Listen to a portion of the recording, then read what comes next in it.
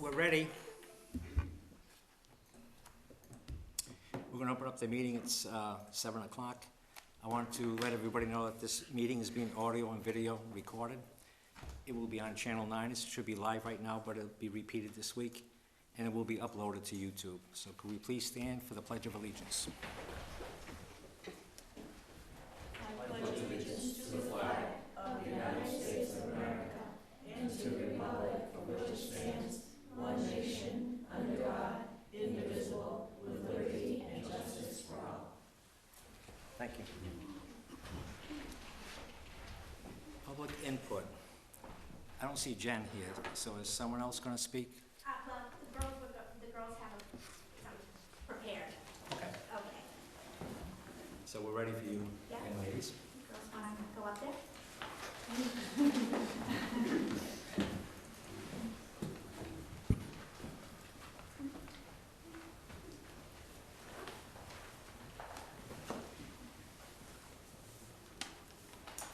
Hi, my name is Cecilia. Hi, I'm Kendra. Hello, I am Kira. My name's Amelia. I'm Emma. I'm Sarah. And I'm Kendra, and we are inviting you to the second annual Stuff the Bus food drive. This will take place on Saturday, October 19th from 10 a.m. to 2 p.m. at Under the Sun Farms on William Street in Dayton. When you bring down perishable food and personal care products, we will put it on the bus. At the end, the bus driver will drive food to the Dayton Food Pantry and will help unload the bus. We are doing this to help the people of Dayton that struggle to buy food for their family. Last year we collected over 500 items, and our goal this year is to double that amount.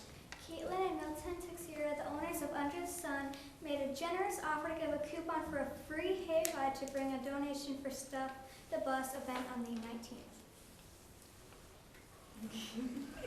Good job.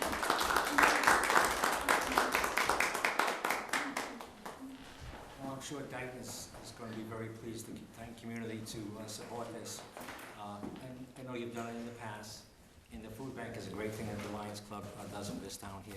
They do it once a month. They do it here at Town Hall as well as at Lincoln Village. And if you've ever been there or participated in it, there's definitely a need for that. And even people don't think there are people in Dayton that need it, but it's a great service. And the fact that you kids, are volunteering to get these food items and other items to the people in town is greatly appreciated. You have anything? Would you just give us the date and time again? Because your voices were soft, and I'm not sure the mics picked it up. So just the date and time again, and location. Kendra, The date and time. why don't you go up to her and tell Go to the podium. her? Speak right into that, yeah. October 19th and Time? at 10 a.m. to 2 p.m. on William Street At at Under the Sun. Under the Sun. Thank you. It's very nice that Under the Sun is participating in this. They're a great business in town, and we really appreciate. This isn't the first time they've done something for the Dayton community, so we want to thank Under the Sun also for allowing you to be there. And so it'll actually be a school bus that will be there, and people can bring their items there, and that's just great. So we look forward to participating in it, and I'm sure we'll be there, and any help that we can give you, we're willing to provide it. So thank you, young ladies, and we're very proud of you. Is the bus H&L Bloom? Yes, it is. And I assume it's being donated. Yes, it is. So thank you, H&L Bloom. I know they've been the school contractor for a long, long time. So thank you very much. Is there anything else you would like to add to the town? Nope, that's fine. Thank you very much. Thanks for coming in and letting the public know what's going on. Thank you.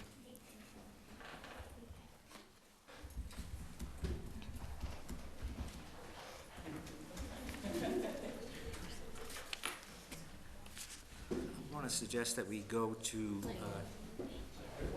Thank you.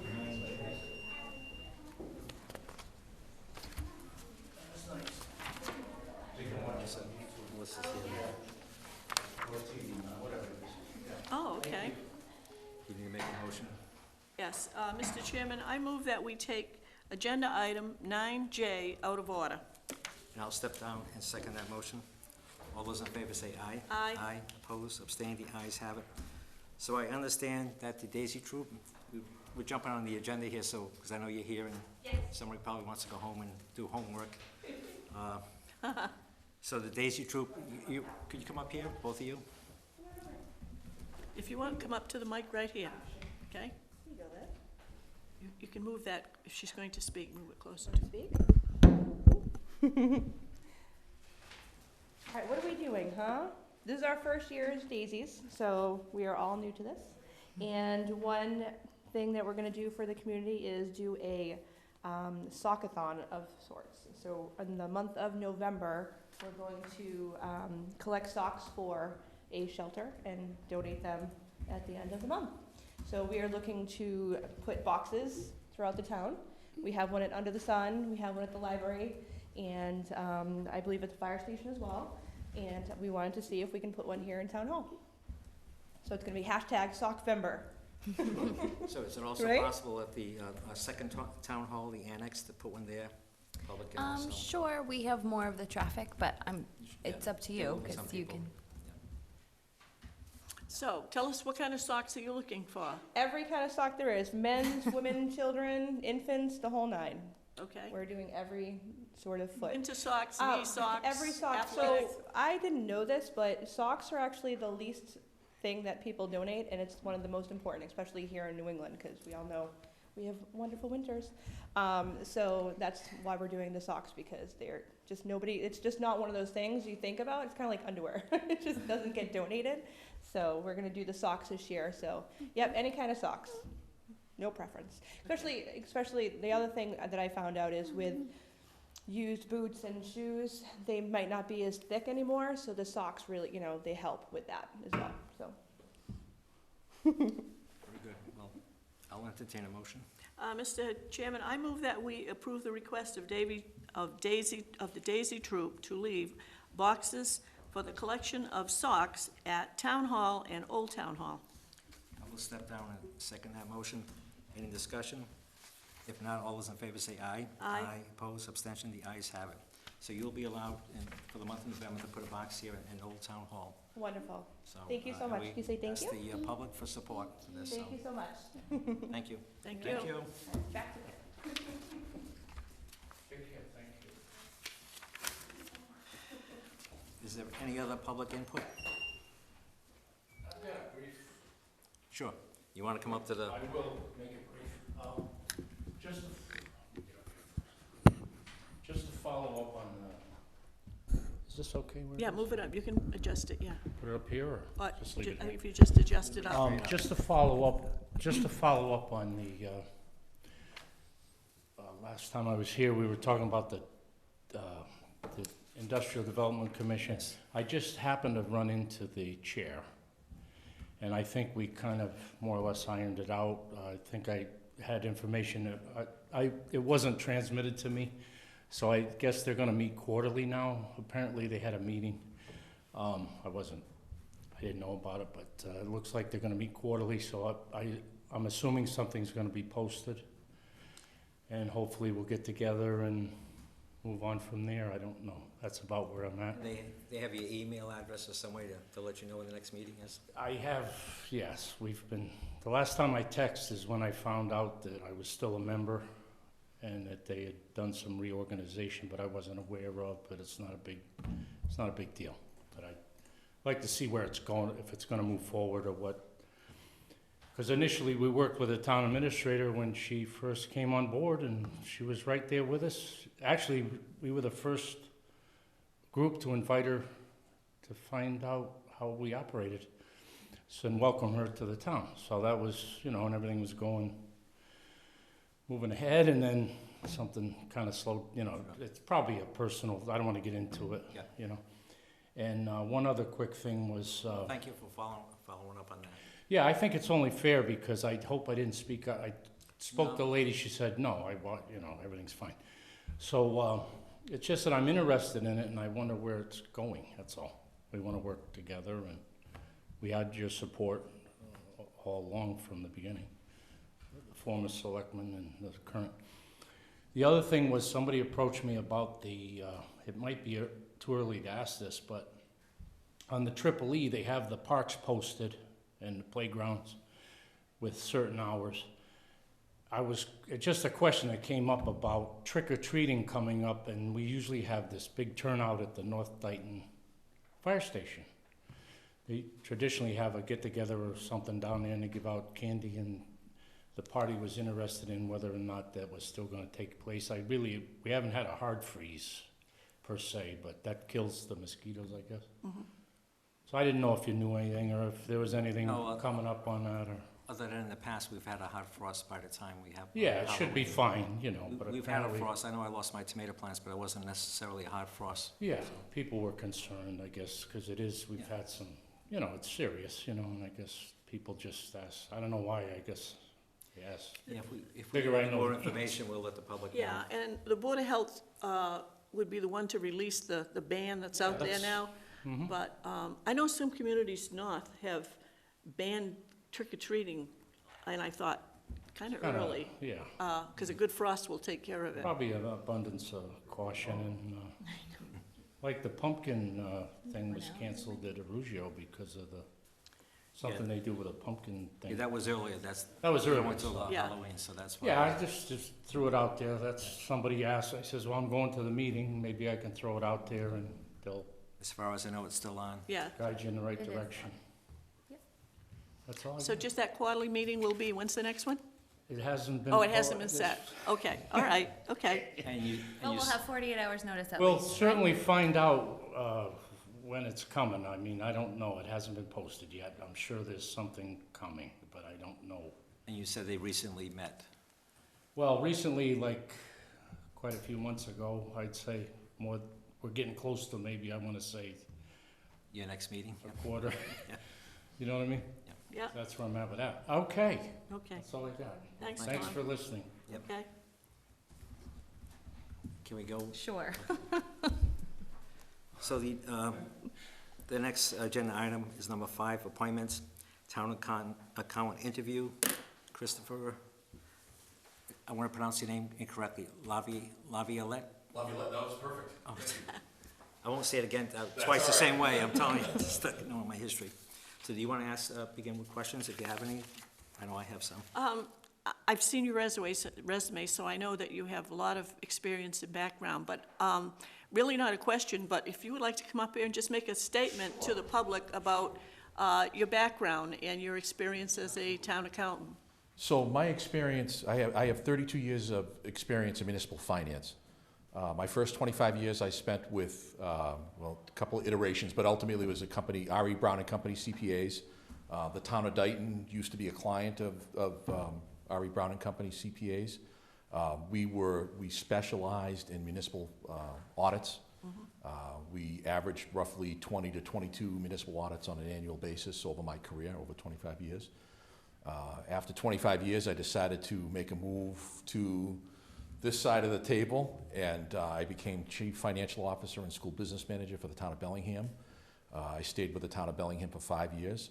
I left them, it'll be 2 years ago this December, and basically I've been consulting to municipalities over that time since then, specifically the town of Dayton, town of Foxborough, town of Acushnet, and the town of Whitman, in primarily financial town accountant capacity. I did serve as interim treasurer collector for the town of Acushnet. I'm a CPA. I've been a CPA for 24 years. I'm a certified government accountant. I've been a certified government accountant for 5 years. It's what I know the best. People have asked me why I haven't considered moving into the private sector, and quite frankly, I've never done private sector accounting. I've never done full accrual accounting, other than what I remember from my textbooks and whatnot. It's an exciting field here in the municipal world. There aren't a lot of us with a lot of that, a lot of experience. We're highly sought after. I like the work, and I like the challenge. Thank you. I do have a question. I Sure. did also read your resume. It's impressive. Thank you. You indicate in your resume that you've streamlined the process between different departments. Could you give us an example of that? that you've done? Specifically, I wish I could recall something directly off the top of my head where we did some streamlining. We had a change in the town of Bellingham in the treasurer collect, so we had a change in personnel and a change in software. And primarily it just had to do, without getting too boring with the specifics, ideally we needed to change the way that revenue was reported between what got done in the treasurer's office and what ultimately ended up in the accounting office. And that's one instance where I can recall, having to make some streamlining, in the town of Bellingham. Mm-hmm. Have you worked in I'm trying to think of the towns that you worked in, have you worked in a community that does not have its own school department? No, every community that I've worked for has had a school department, either K-6 or a full K-12 school system. So Okay. this would be my first community that's had a completely regionalized school system that I will have worked Because for. I was thinking Franklin's in Tri-County, right? Franklin's and Tri-County but it's for not vocational, but Voc yeah, Ed, that's exactly. what I was trying to. Exactly. That was what I yeah. was trying to think of.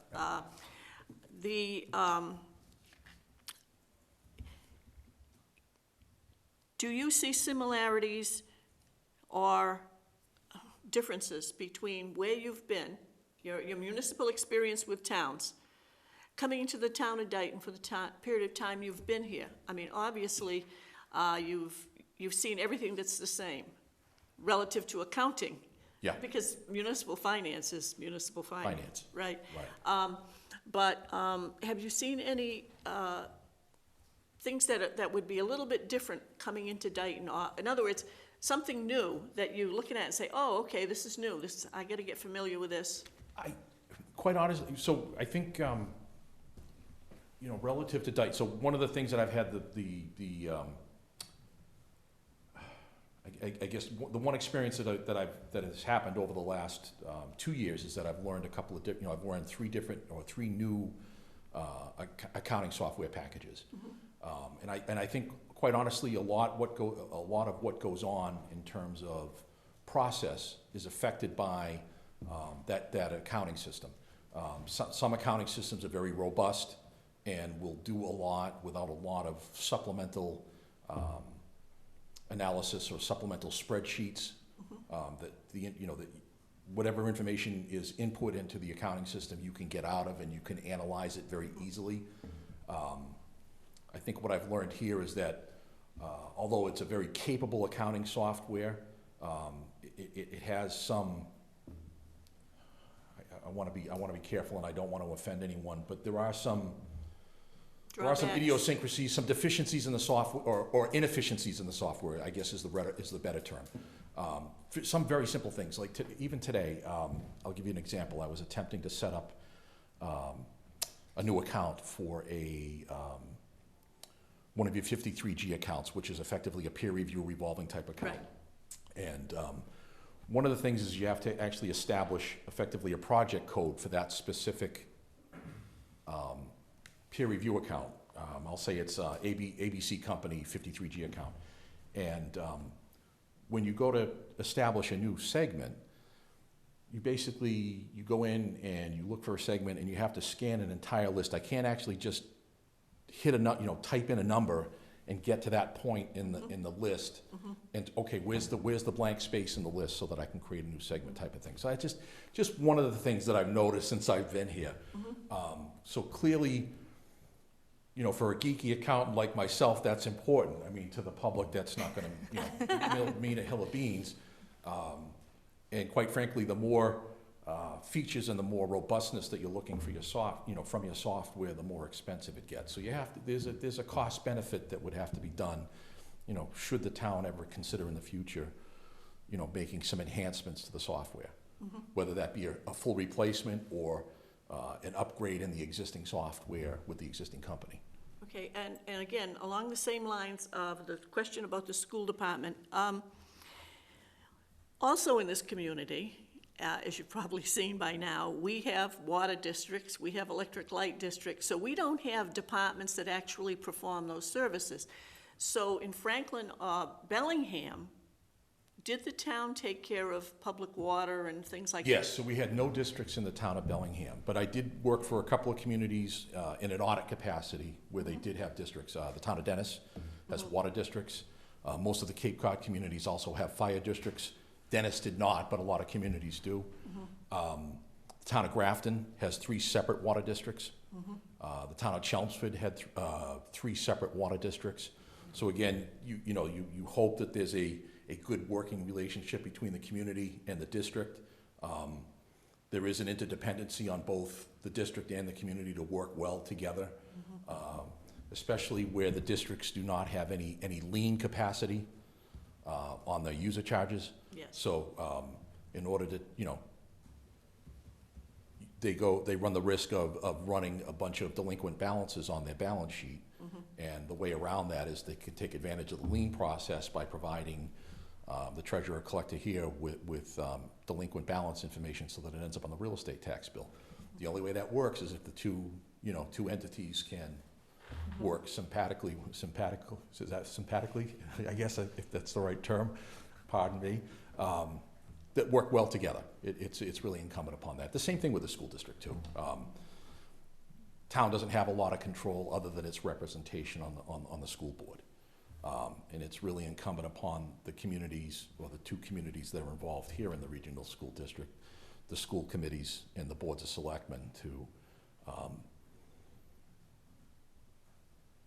attempt to work well together and, to make sure that there isn't a budgetary issue, which I've seen in some communities. You get one community that's much larger than the other, and you start getting into a lot of infighting. So it's important. Bellingham, the nice thing, so interestingly in Bellingham, so I served in both capacities as chief financial officer and school business manager. Mostly out of necessity, but I served both the town administrator and the school superintendent. And ironically, Bellingham's, in most communities, it's kind of this Hatfield and McCoy mentality. It's us versus them, The us is school the them. versus town. Yes. Yes, not in Bellingham. Very collegial, very polite, very cooperative. And it was unusual for a lot of the communities that I had observed in the past, as an auditor. So hopefully you have that situation here. If not, we work with it. We work with whatever's available. The last district expansion we had was to go to a full K-12 because the regional district was originally just 9 to 12. And prior to that, it would have been going back to the water districts because when public sewer came to town, it became a department of the town. So we don't have the district set up there. So, and we have talked about possibly down the road eliminating some districts and making them departments of the town, which we realize is a legislative thing. But I was just wondering if you had encountered stuff like that, so you have. Interestingly, the town of Milford has a private water company, and the town of Milford's in negotiations with the private water company to acquire, mostly to see if it can save money. There's a big discrepancy in the asking price versus the offering price between the community and the private water district, as you might imagine. The infrastructure in the existing water system is probably well over 100 years old in most of the community. We're talking about a community that's roughly 32,000 people in size, probably comparable size geographically as to Dayton. I think the water district is out of its mind, quite frankly, for what it's asking for. I think they want current replacement value on their assets, and I think they're barking up the wrong tree. But sorry, I don't mean it to. No, I understand. Okay. Just a comment. Sure. How you described your career and what you've done, I did the opposite. I started out in school finance and then went to auditing. So you went the other route. I went the other route, and I've always known. So it's funny. Please don't take any offense, but I always thought of the school as the dark side.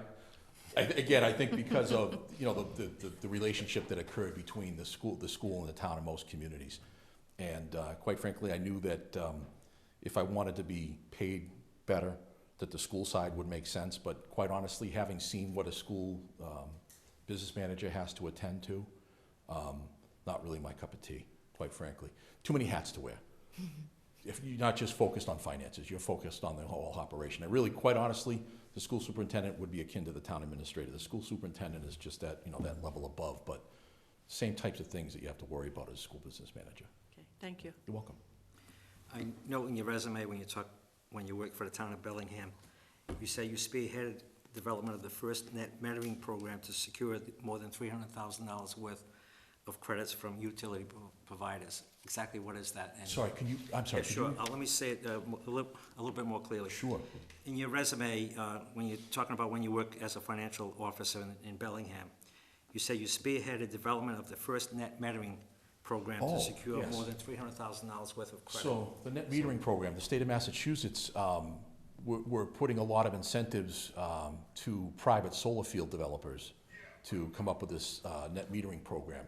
So Bellingham, this actually started before I got there as CFO, arranged to be the off-taker for a solar field that sits out in Douglas, Mass. It was roughly it's a 20-acre parcel. It generated roughly 4 kilowatt hours of electricity on an annual basis. At the time that we made the agreement with them, we had roughly that requirement in terms of electrical needs. Interestingly, in Bellingham, they're actually serviced by by two utilities.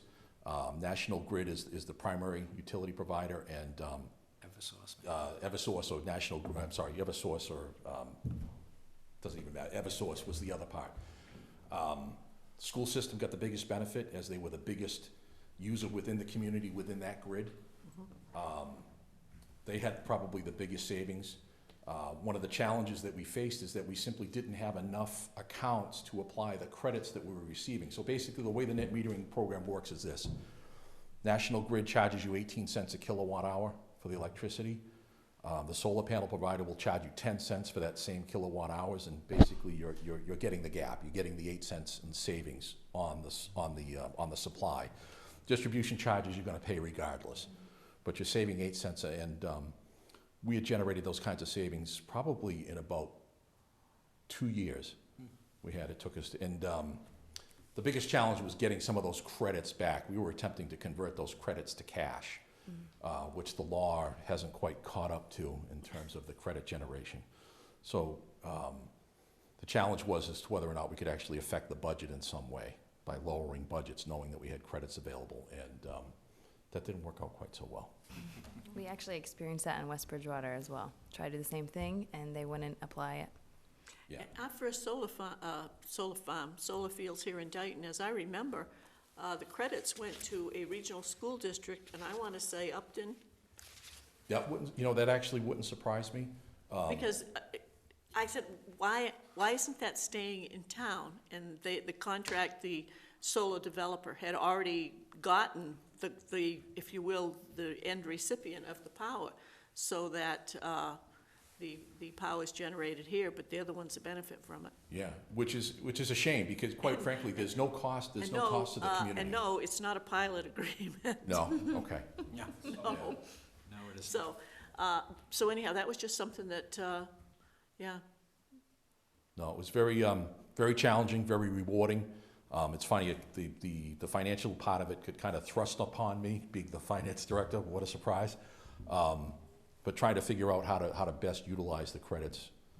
Did a lot of analysis, a lot of work, and hopefully Bellingham will reap benefits for years to come as a result of it. It seemed initially that the communities that benefited the most were the ones that had the solar installations on their buildings, school buildings and things. I'm thinking Easton may have been one of the communities that benefited from We would have liked to. solar power in town, staying in town.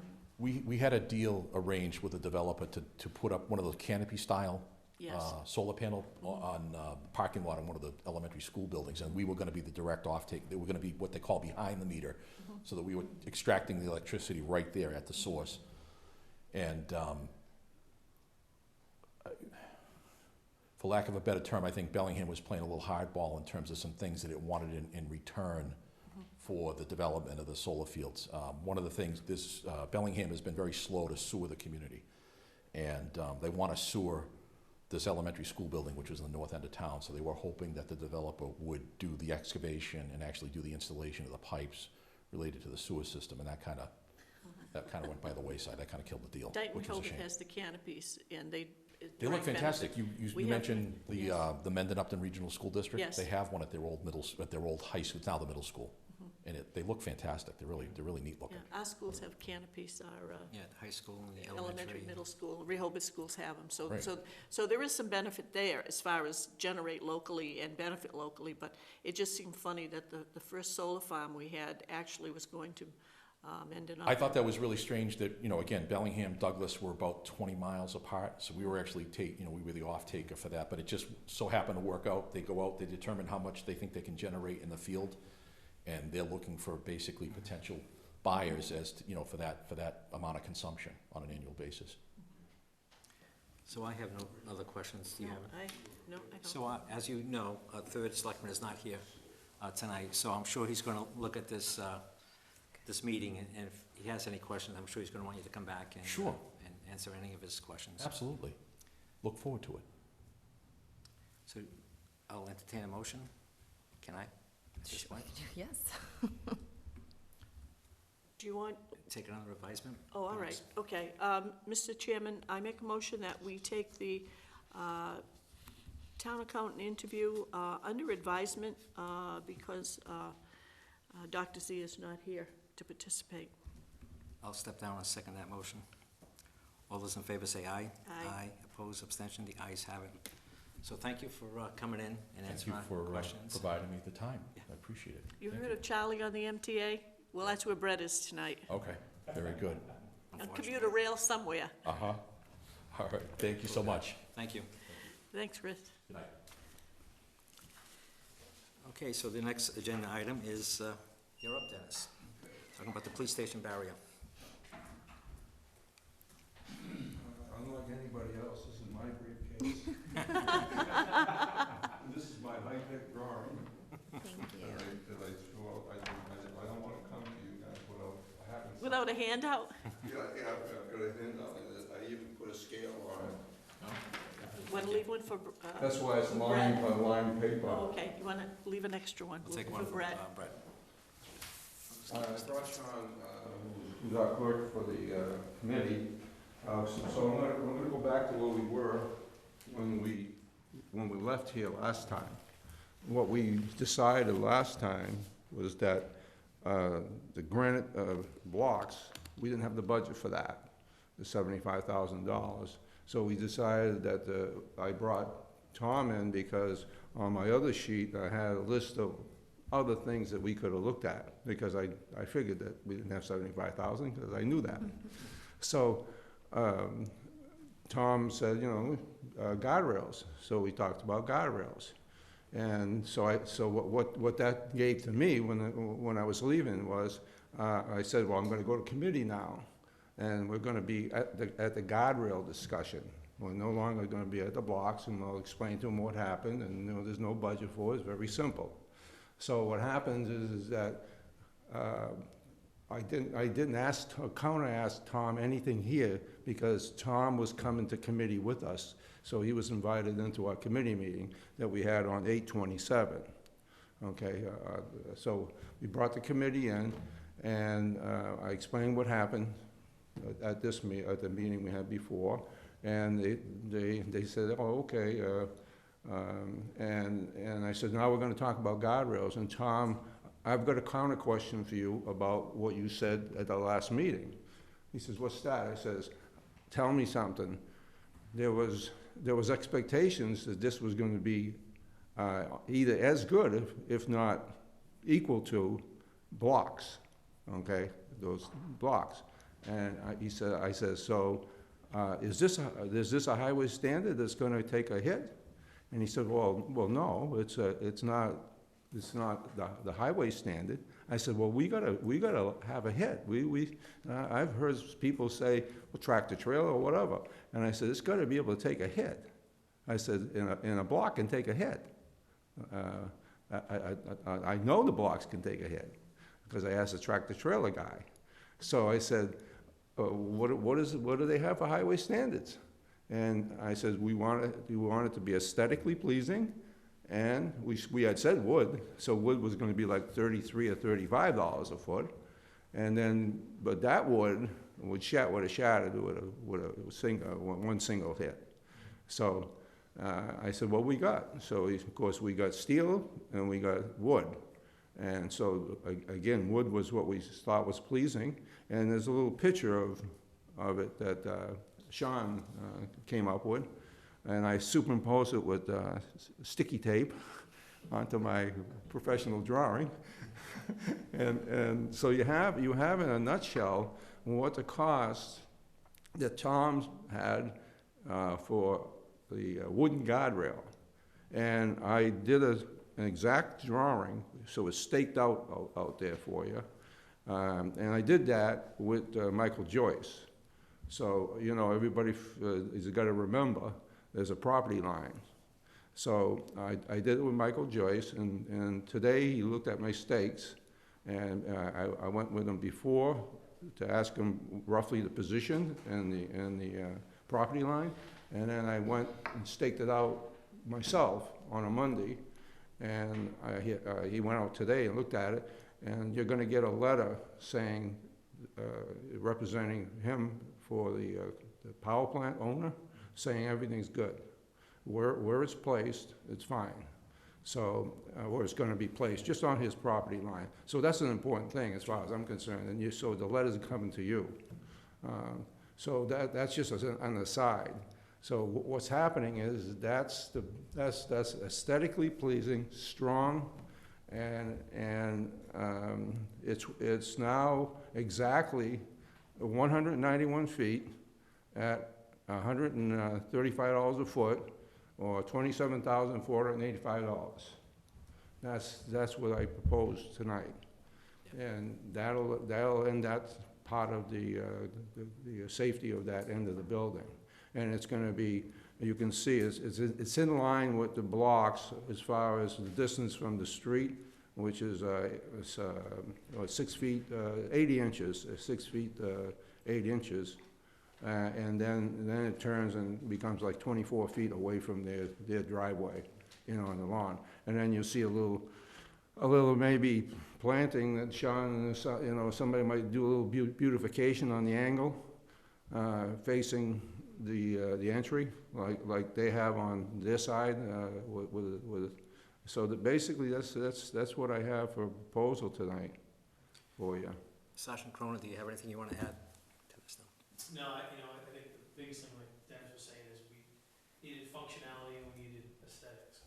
So, obviously the granite blocks weren't gonna cut it as far as pricing goes, and it's us, as a committee, we figured this was the best option when you incorporated both sides of need, so. You know, and that was motion approved at that meeting for what you see in there for the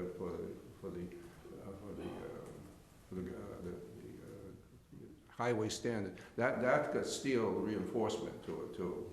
That wood behind the wood, it's got steel plate.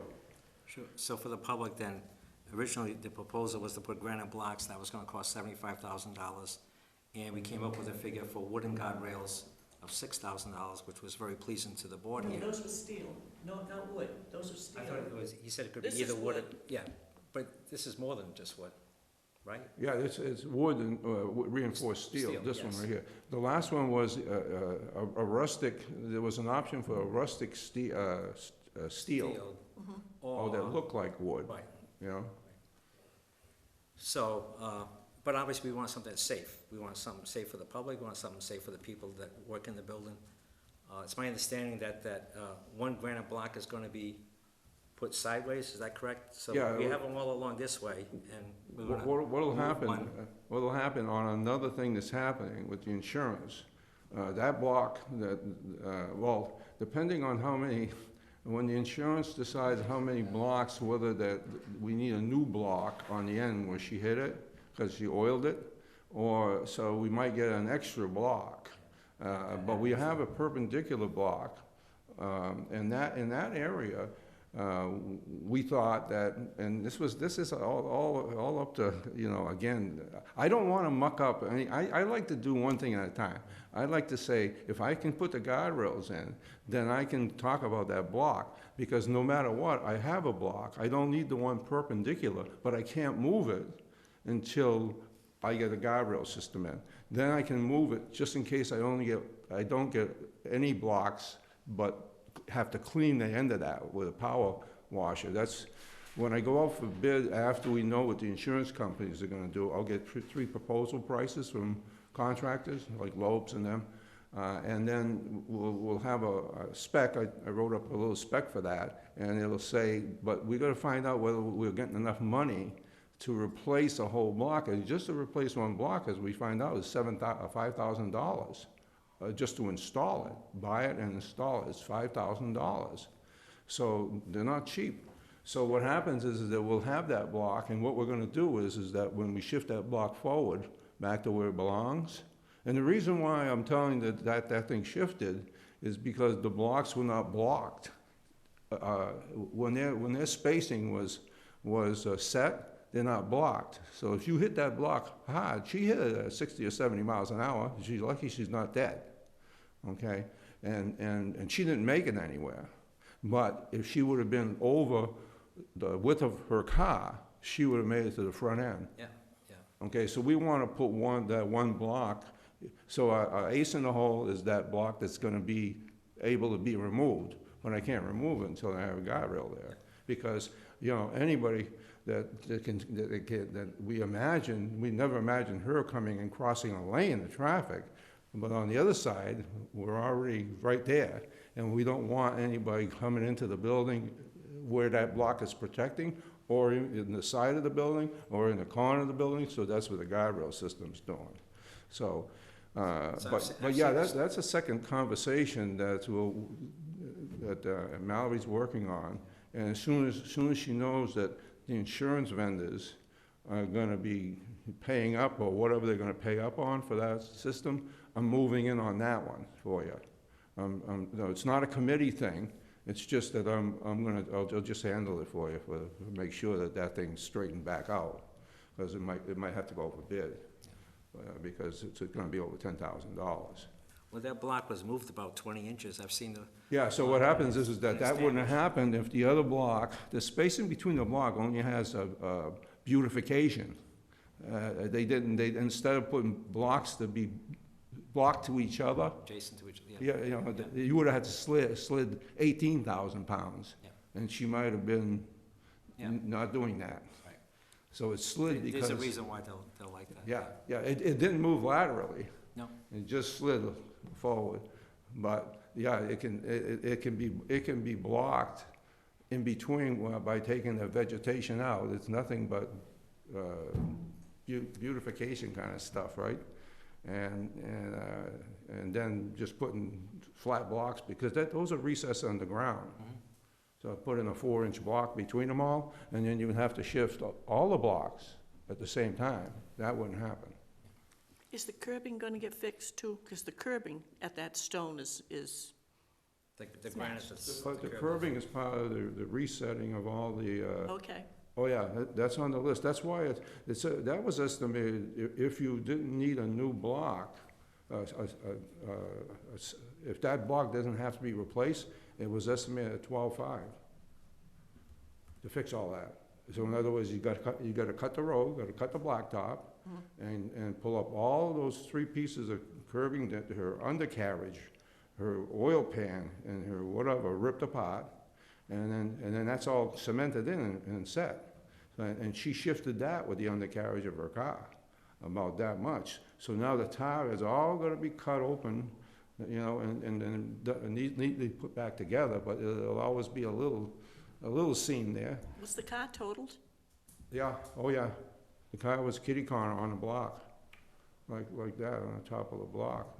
It was definitely total. Unfortunately. And she's okay. fortunate she didn't die. I mean, think about it. Hey, she could have killed somebody if somebody would have been coming from the north direction. So I support this proposal here, especially what recently happened. there, so we gotta protect the building and protect the people that work in the building, protect the public. Will these funds come from the budget already for the police station? I recommend that they should come from the budget that you already have for the police station, and that later tonight, when we talk about the warrant, we should remove that item. But that's just my recommendation. So should that be part of the motion then? You get the money left in the budget? Yeah, we had 30, right? 30. 30. That's a very safe estimate, Yeah, too. and we just, you just probably got the last date, it was That's exactly tonight. 8,200, like I thought, for you to close out, basically, the Yeah. Tower Corporation. Yeah. Yeah, to approve, to close the whole project out technically. And then after that, we got the 30,000 roughly. Yeah, that was in the budget for the remaining contingencies, or whatever you wanna call it. Yeah. If the accident hadn't happened, and if we weren't talking about putting in the guardrail, is everything else done on the building? Yeah, yeah, as far as that goes, and the landscape has been very good about, making sure that, you can always see something that he's done, that's an improvement. The lawn's looking good, and so I think he's gonna keep that up until the end of this year. Season, yeah. And that'll be good, because it's the whole season.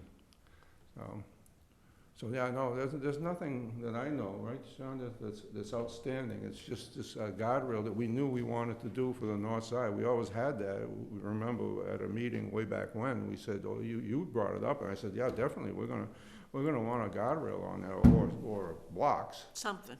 And something, because, of course, now that you get a hit from one side, and you can imagine on the other side, but you got a lot of difference in space too. You got a lot of distance before they're gonna reach a building, and then we're putting, Tom's gonna put one of the granite blocks from the bridge. He's gonna put it in front of the gas meter, besides the guardrail. So he's gonna place it, just place it there. And it's so big, they're just not as pretty as the other ones, but it's big. He said some good ideas and gives us options once the guardrail's in. Yeah. He does have some materials at the transfer station that we can use in a fashion where it's triple protection. Yeah, in other words, right at that 45, where they're likely to go over the curbing again.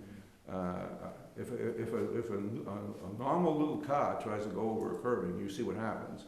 But if a 250 or a 350 F-250 truck, they're liable to bounce over that curbing without tearing their undercarriage out. And then they're gonna have to go that 24 feet distance, hit ours, and that should stop them. Before they get the other 40 feet roughly to our building. Yep. So you got more of a distance there than on the other side. On the other side, it's very close. So the cost estimate, is this gotta go out to bid for this fence? Because it's not on the, Tommy It's said not on it's not on the Sursage. list. It's not on Sursage. We asked Tom that. I thought it was on some kind of state contract or consortium. He keeps telling me it is. Oh, I thought you told me this wasn't as part of that. Well, we gotta ask him straight out. Yeah, That's what I thought. I'll ask him straight out. Because one day I asked him, I says, now it's the $135 system. That's what we were under the impression. Well, the answer is, if it's part of the Sursage contract, we're good to Or go. somebody's Right, contract. or a state, right, we're good to go. If not, then we bid it. Okay. Do you have any other questions, Mrs. Goulart? No, but I know that Dr. Z did. If we take this under advisement, we're off for 2 weeks. I kind of want to get this done before the winter. As I said, that's my dilemma, because Yeah. I know he had comments. When he told me that he couldn't make it, I asked if there was anything he wanted to hold, and he said no. So his comments were, from the previous meeting, we need to do the greatest protection for the best amount of money, like the best price. I think his questions were, the prices that Tom Ferry had quoted were in the 6,000 range, Yeah. and it was for steel guardrail. Yeah, it was like he puts on the road. Well, no, what I was looking for was the strong stuff, not the stuff we have around here. And I'm not critical of what we have here. I'm looking at the stuff I see on interstates. It's Yeah. different from what I Well, see that's- on side roads. That's why when I walked out of here, okay, I wasn't gonna, do it then, because we had to go to committee anyway. And I says, Tom, you come to committee, come to our meeting and bring your book. Yep, Okay, and then when we discussed it, I says, Tom, can that take a hit? I says, remember, there was, the blocks can take a hit. If you hit them laterally and they roll under your whatever you got, you're not going far. It's not gonna roll on a normal car. A tractor trailer would make it roll, and the tractor trailer wouldn't go far, because it's under his tractor. it's gonna be pushing it. Yeah, it's gonna do all kinds of things, and it's gonna rip his undercarriage apart, because it's high enough to do that. So what happened is that's when I said, what's the best highway standard guardrail? Because I know there's a difference, okay, but I didn't know what the cost was for the difference. So I said, what's the cost for the highway standard? And I said, wood. And I said, does it have reinforced steel and everything on that? And he says, yeah, the reinforced steel wood is $135 a foot. So I said, well, that's still within range. At that time, we were 205 feet I had. And then now I measured it out and positioned it, and we're at 191. We can do plus or minus a foot, but not plus, usually minus a foot on that, because I can move it a little away from the block. Yeah.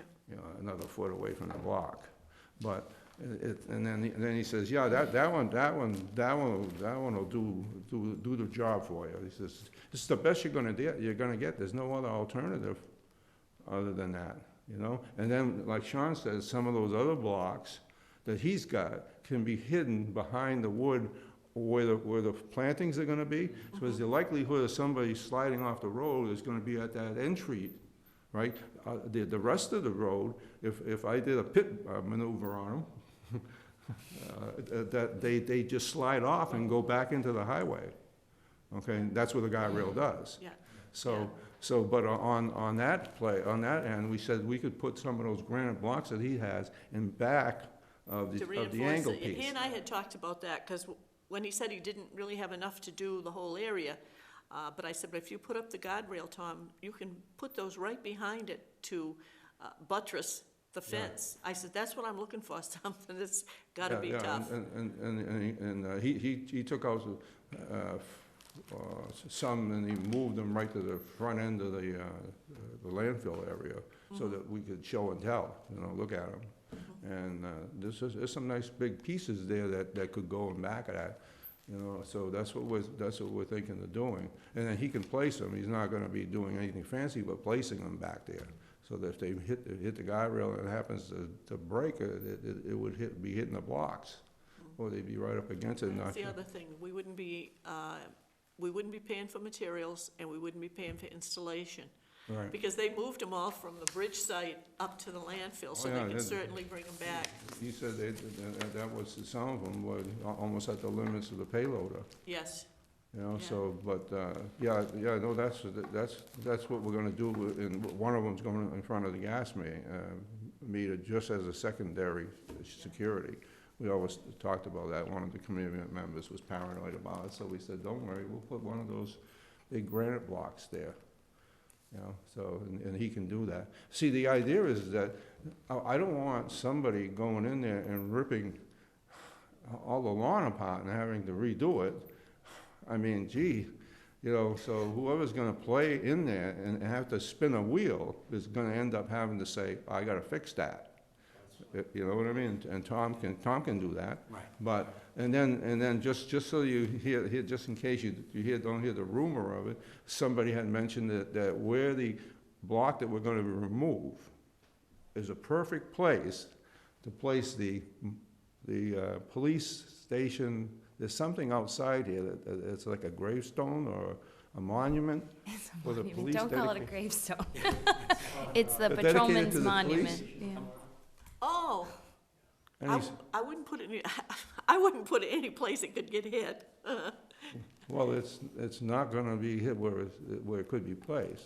If we're able to move that perpendicular block near the entrance, it already has the footing, the material for the footing of that. It would be a perfect spot for that, because as you're walking in, it's right in front of you. I see it, yeah. Yeah. Or the alternate location is opposite the Dayton Power sign on the curve, because then you can landscape all around it. For that, were you saying for the stone? Yeah. You could, it'd be It would blocked be, by. because you got, I'm looking at the little drawing here, and, yeah, landscaping that little area that's got a 35-foot drawing thing there, it would balance what's on the other side at the power plant. I know it's not the same kind of But stone, it's but, available for a hit. Yeah, that would be. So, but where we're thinking of placing it, you can walk up, and you sit, there's a seat there too, when you come into the entry, Yeah. and where that block is right now, the perpendicular one, is that right there could be set, it's already leveled, it could be set as I right. say, as long as it's in a place that we think it's gonna be safe. We think everything's Yeah. safe until somebody rams it, right? Yeah, but anyway, that's, Okay. we're Yeah, we're getting getting a off on little the off subject here. I would like to vote on this tonight. Okay, so, Mr. Chairman, I will make a motion that we approve the drawing cost estimate for the steel reinforced guardrail at an estimated cost of $25,785 as presented. I'll step down and second that motion. Any more discussion? If not, all those in favor say aye. Aye. Opposed, abstention, the ayes have it. Thank you. Dennis, and thank you, Sergeant. Thank you, Cronin. Mr. McGee. Got any idea when you're gonna have the official? Huh? Do you know when you're gonna have your official opening? Well, see, Not until we've this been- is we've been done, waiting right? Maybe for this and for maybe now that the curbing's all wrecked and the sign's laying down and the chips are still there, we could make it look a little better, but it's, we're hoping that we hear from the insurance company pretty soon. And, Maybe the 1-year anniversary of it opening up. I didn't want to say it. We're all thinking it. Yeah, it's. I agree. Good thing we had the think open we oughta- house. I think we ought to wait. Let's Yeah, get the you want to guardrail do up it. and get the landscape. Yeah, all- Yeah. All spiffy, yeah. Yeah, you know what I mean? Thank you. Thank you.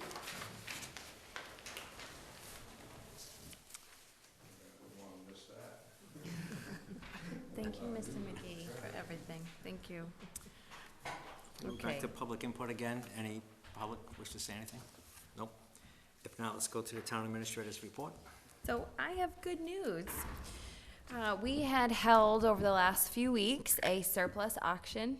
There were quite a few items there. We held an online auction. It closed on the 4th. I totaled up all of the sales, and originally the plan was to come back here, let you know what didn't sell, and then we would, try again. Everything was bid on. We don't have anything coming back as Wow, long as that's it's great. amazing. What's even more amazing is that we brought in $49,800, which is a great surprise. I'm thrilled. So the deer skin went? It did. The deer skin, just in case anybody's wondering, is the cap that we were originally going to place when at annual town meeting, we were going to request the animal control officer be given a truck. And that was going to be the cap on the back of the truck and then climate controlled. But we have a different plan going forward. We didn't need it. So we sold it as a surplus item. And then the water buffalo thing is this bright blue like water tank. Both sold. So Very it's good news. I'm Welcome, happy. Dr. Z. Welcome. I tell everybody you were like Charlie on the ATA, only you were on commuter rail. So I just do want to thank Jim Aguiar and Tom Ferry, members of the Highway Department, for all they did to get this off the ground and all they're going to be doing in working with the buyers and getting them picked up and stuff. So good news to report. Is there a time limit on picking? They have 2 weeks, so the pickup starts on the 15th, and the buyers have to sign some paperwork, very simple, and then they have to pick it up where is, as is. Oh, And that's the deal, and they know that when they bid on it. good. We acted on this already. The grants, we have a lot of grants going on. I just want to give you an update that we submitted our application with the help of Bill Scully and Green Affiliates. And that was for $277,433. It's a total of 3 projects. The first is the Center Street and Somerset Avenue intersection, kind of going along Center Street, some sidewalk improvements, intersection improvements. The second is Pearl Street, which has a lot of challenges. And then the third is some bicycle signage throughout the town. We chose those 3 projects. We wanted to hit really all aspects of the town, but because it's such a competitive process, we're not really able to go after the whole apple. So we thought 277 was a good number. So we're waiting. That was due on October 1st, and we're waiting to hear back. We also submitted a grant on Monday for our ADA transition plan and self-evaluation. This is a planning grant. It's pretty important for us. We've named ADA compliance as part of our 5-year plan. I worked with Chairman Pacheco and Mr. Jonathan Gale, our ADA coordinator, to put together what I think is a solid application, also a competitive grant. We did have, the school department did put in a project grant, and we're sort of related under the reviewing committee's eyes in that they'll look at us together. And so that request on our side was for $30,000. And then the MVP, HMP, so that's the Municipal Vulnerability Plan and Hazard Mitigation Plan. You may have seen today I announced I'm requesting everybody's participation to help us identify hazards and vulnerabilities in the community. This has a lot to do with environmental concerns of a major storm, flooding. Obviously, we're a coastal community. Things that if something got jammed up and the rivers overflowed, what would happen? A lot of catastrophic results if we don't mitigate it. So that's what this plan is for. We are seeking the public's participation. Selectman Goulart's a member of our core team. We had a fantastic meeting, I thought, very beneficial, and we got this ball rolling. So that's up and going. Also, I found out today that the Board of Health did receive $5,400 through Mass DEP. It's a sustainability grant, and they're going to be using it for their Recycling IQ project. So, as we all know, Selectman Goulart actually talks about this all the time, that good, clean recyclables and everybody doing their part helps us keep costs down for disposal. So it just helps the town save money. So they're working diligently to help us have some savings there. So congratulations to the Board of Health. Does anybody have any questions on the grants? We're rocking and rolling. That's good, because I know last year, Kathy Mirza, who's at Taunton, kept saying, you're so close Right. for the solid waste grant. So I'm glad they finished it and we've got it. That's great. My third part of my report is I'm actually requesting that you open the warrant again. With the highway superintendent and 2 members of the Dayton Water District, we met to talk about Main Street. We recognize, everybody who lives on Main Street, that we need to pave that road. It's been on our list for quite some time, but the water department has quite a few water main breaks over there, and we don't want to pave it when we know that we're going to continually have to open it up, because then it doesn't solve the problem. You're going to continue to have potholes and road disruptions there. So we thought we would work together with them. They do want to undertake it. It's a large project for them, quite a few dollars. And we're looking for funding about $15,000 for preliminary surveying work, which does help the town as well, because we need to plot out and map out sidewalks. And anytime we redo a street, got to make sure that they're ADA compliant. As Chairman Pacheco and I went to an ADA seminar, so this is like right on our minds. So I'm requesting if you would consider reopening the warrant to add that on. Also, while we're reopening the warrant, when Selectman Goulart suggested, and then the board ultimately voted on a non-binding referendum for the select board versus selectmen issue, it put a little bit of a wrench in the system about needing to go forward. When the town clerk called the state elections office, she said you have to do a home rule petition. Our previous guidance from the AG's office said you did not have to do a home rule petition, and it was adopted similarly to a bylaw, and that's how many, many towns have been doing it. So Mrs. Brady, on tonight's warrant packet for you, we drafted up a sample article if you do decide, so you see what the language is. We've sent it to town council. We're waiting to hear back, but essentially you would vote this fall, at this fall town meeting, We would then send in the home rule petition if that vote was successful. And then you would hold, once we got it through the legislature, we would then hold our next town election. The town clerk said she can either put it on the town election or she can put it on the state election for the presidential stuff. So obviously, if the straw vote is not to change the name, then we don't go to the. You don't, you just pass on that next article. So the referendum article is placed first, then it's the home rule article, as you see here, if you decide to add it on.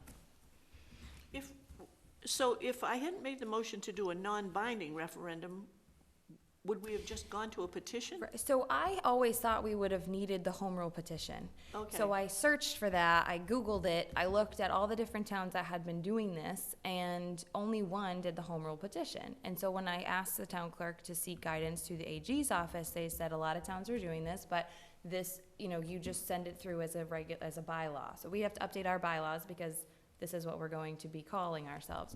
So she called mass elections, or state elections, and they said, no, that's illegal, you need to do the home rule. And I said, Illegal for wouldn't it be everybody? great? Correct. Wouldn't it be great if the AG's office and the elections office spoke to each other and told them that maybe give towns the right guidance? But, I mean, at the end of the day, we just have to do it. No, I don't, that's fine with me. I'm just surprised that, I wonder how many realize that what they've That done they doesn't haven't- follow the Correct. whatever. And That's because there interesting. is very few that go the home rule petition route, according to these surveys we've taken and that we've read, Mhm. so. Well, if we're gonna But do we it, we're took gonna do two it of them correctly. and we merged ours, and that's what you see before you. Okay. We took two towns, Northfield, and I'm blanking on the other one.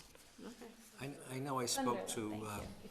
I spoke to one select person from a select board and asked them how they did it, and he said, we just decided to change the name to select board. So, there was no going before the town, none of that. I don't even know if they took a vote, they just started calling themselves a select board, so. So So elections, I may start calling us the select board. so the state election says that because it's what she referenced to the town clerk is that because the Massachusetts Constitution references Board of Selectmen, that the legal authority has to be changed to select board, and you do that by a home rule petition. Like if you were signing, I would assume if they were like official documents, like Right. I think you could call it whatever you wanted, but for like official Right, documents like- that go to the state, then you Right, would and, like, probably have to. Transferring right your away. authority, right? Because the Board of Selectmen is what's given authority via state statute. That's what it's called. So you have to make legislation that the executive body is known as this and that, you're not just creating a select board. Mhm. You're transferring the authority of a Board of Selectmen to select board. And that's what they're saying you have to do. Do you know if John Adams had anything to do with this since he wrote our Constitution? He's my favorite. No, it was Dolly. No, I That did was want to Dolly say Madison, Abigail. I did want to say I was excited to see the Main Street surveying thing on there. So we had a conversation a while back about hopefully redoing the pavement on Main Street. So I'm excited about Yeah, I'm glad to see that. Whenever I'm on that road, I Wish you weren't. have to grip the wheel tightly. So do you want us to do it now or when we get to the warrants themselves? That is up to you, but you need to vote to open the warrant, and at that point, I would ask if you wanted to take off that police station one as well. So I'm fine if you wait. That doesn't, no sweat off my back, but Is the we board just have okay with waiting until we get to the? Okay, so, Mr. Chairman, I'm gonna make a motion that we table action on 7C until later in the meeting when we're discussing the warrant. Second. Any discussion? If not, all those in favor say aye. Aye. Aye. Opposed, abstention, the ayes have it. thank you. That is my report. Thank you. The next agenda item is the third reading of the social media policy. I know that we've had some slight changes. We read this Yes. initially. This is like the Had a second policy. reading. This is our third and hopefully last reading, but Right. we've made some changes, so. Yes, if you could so let this us know. has been before you twice before in our first and second reading. We did have a few changes that I took back to the Policy Review Board. Again, I thank the members of that board for all of their diligence and their work. Just to highlight the changes, The first is on page 2, under business use, item 2. It used to say, this is the official Facebook, Twitter, Instagram, et cetera, page for the town. We removed the word official at the advice of council.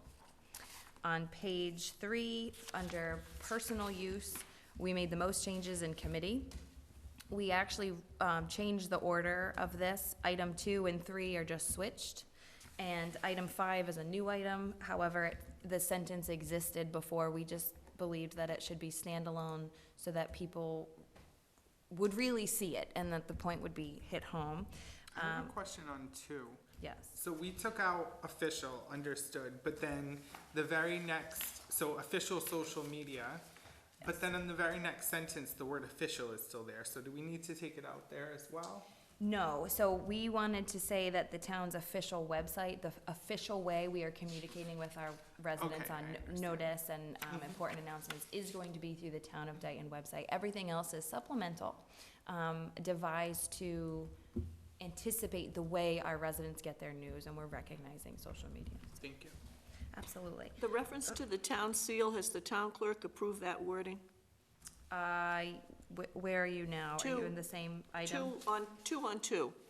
2 on 2. That last thing, of the reference placement of the official town seal, the town clerk has to approve placement of the town Right. seal. So is she aware of this, and is that okay? She is aware of this. I'll Okay. double check that she's okay with it, Okay. and our seal's already there, so Yeah, I'm assuming if we had a problem, she would have said. Okay, She helped, when I was doing her webpage, I showed her the format, and she knew the seal was on it, and she was Okay. okay with it, so I think Okay. that Yep, she should be okay. fine with it. as long as she's involved, that's fine.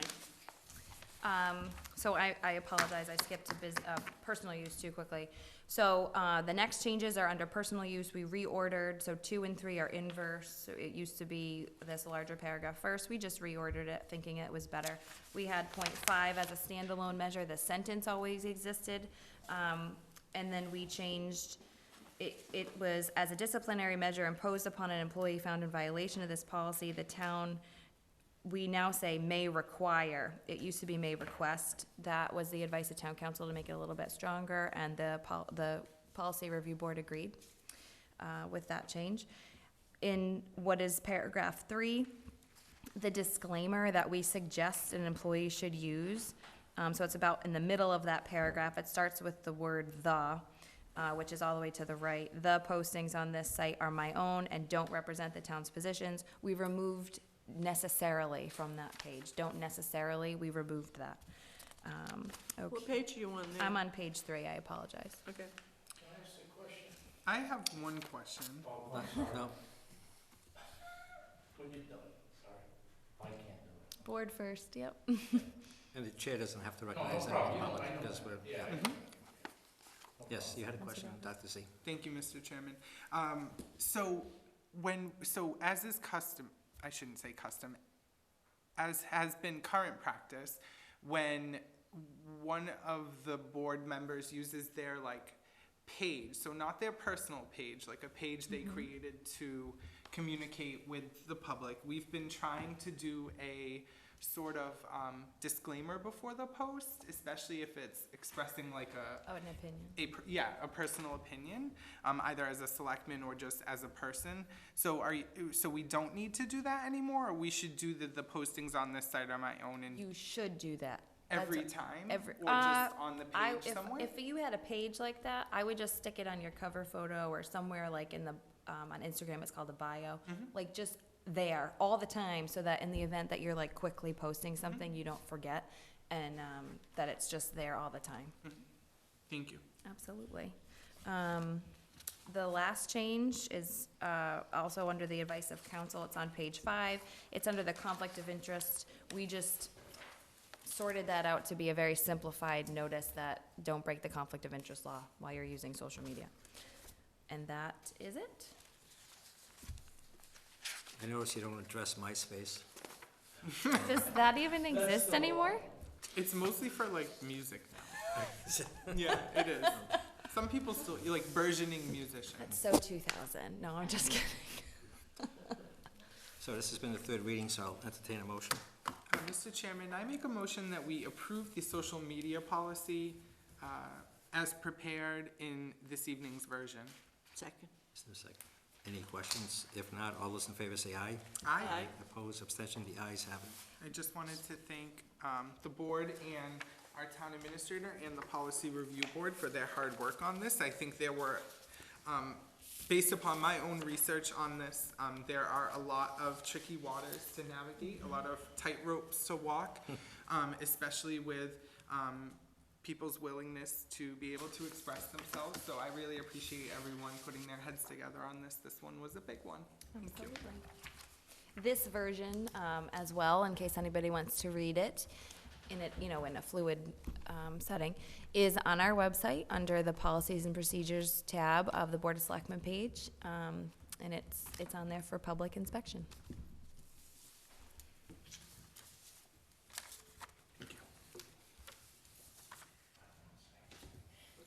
So the next agenda item under old business, a proclamation. Now, we discussed this at our last meeting.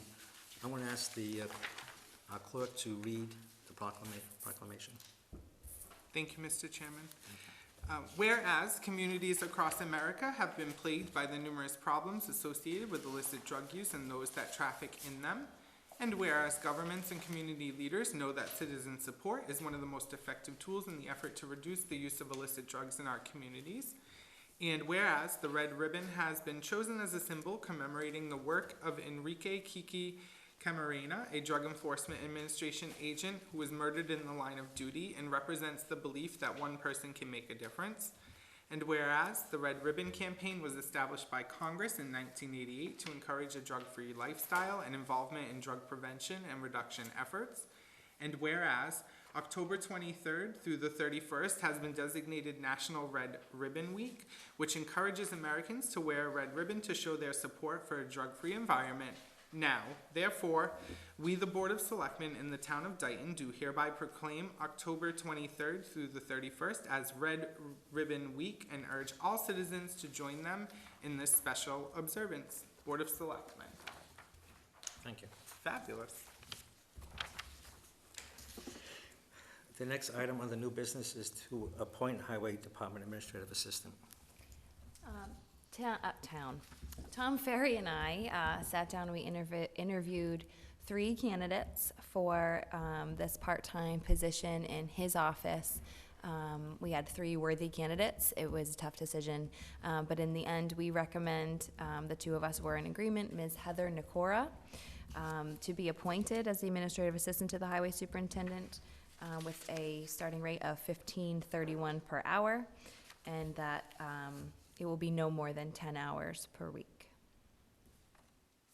Oh, and I'm sorry, her first day is anticipated to be October 15th. And who conducted the, I'm sorry, Mr. Chairman.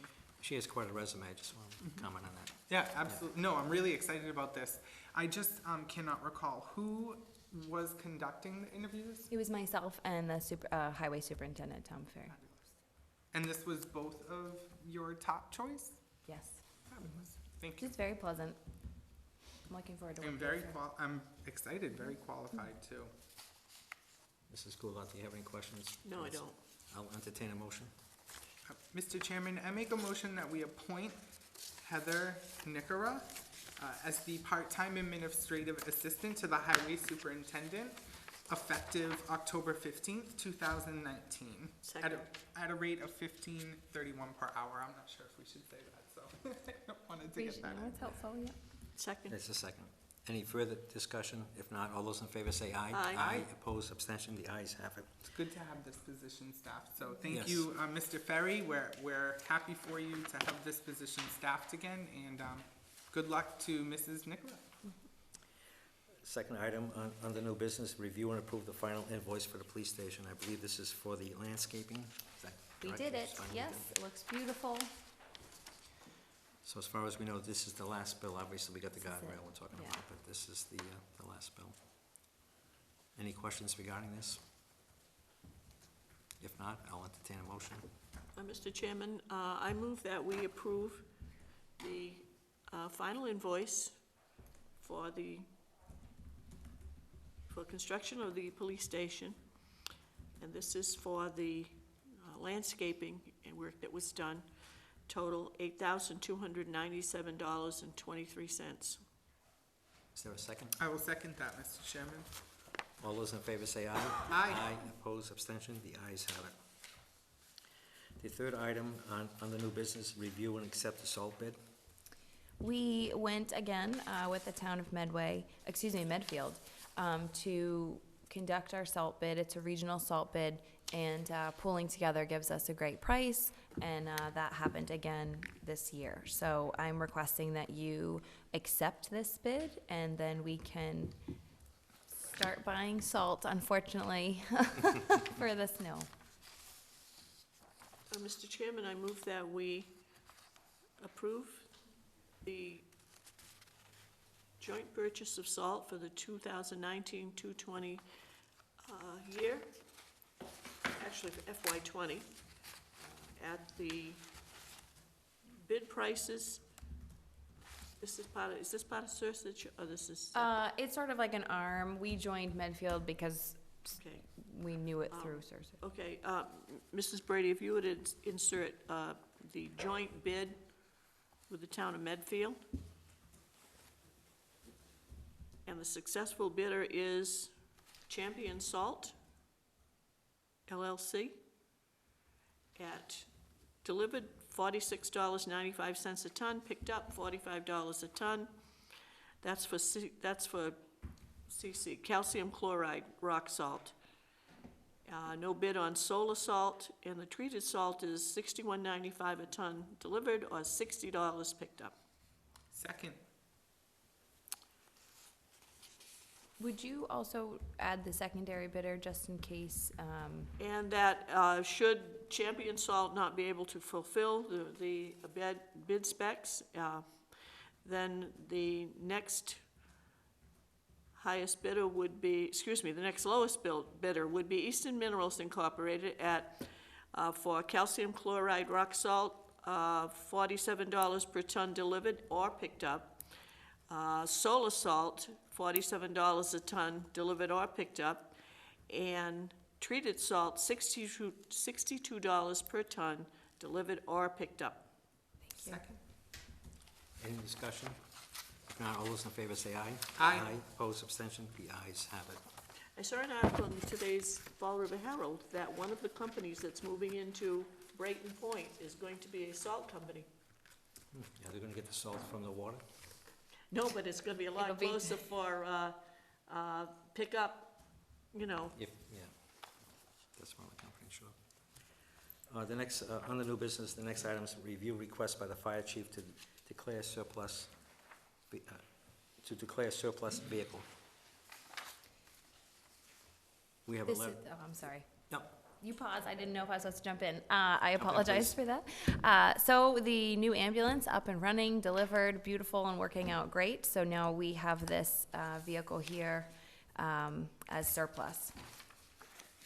Do we currently have 3 ambulances on the road? Well, no, this one's out of service, But there's one parked up at the landfill.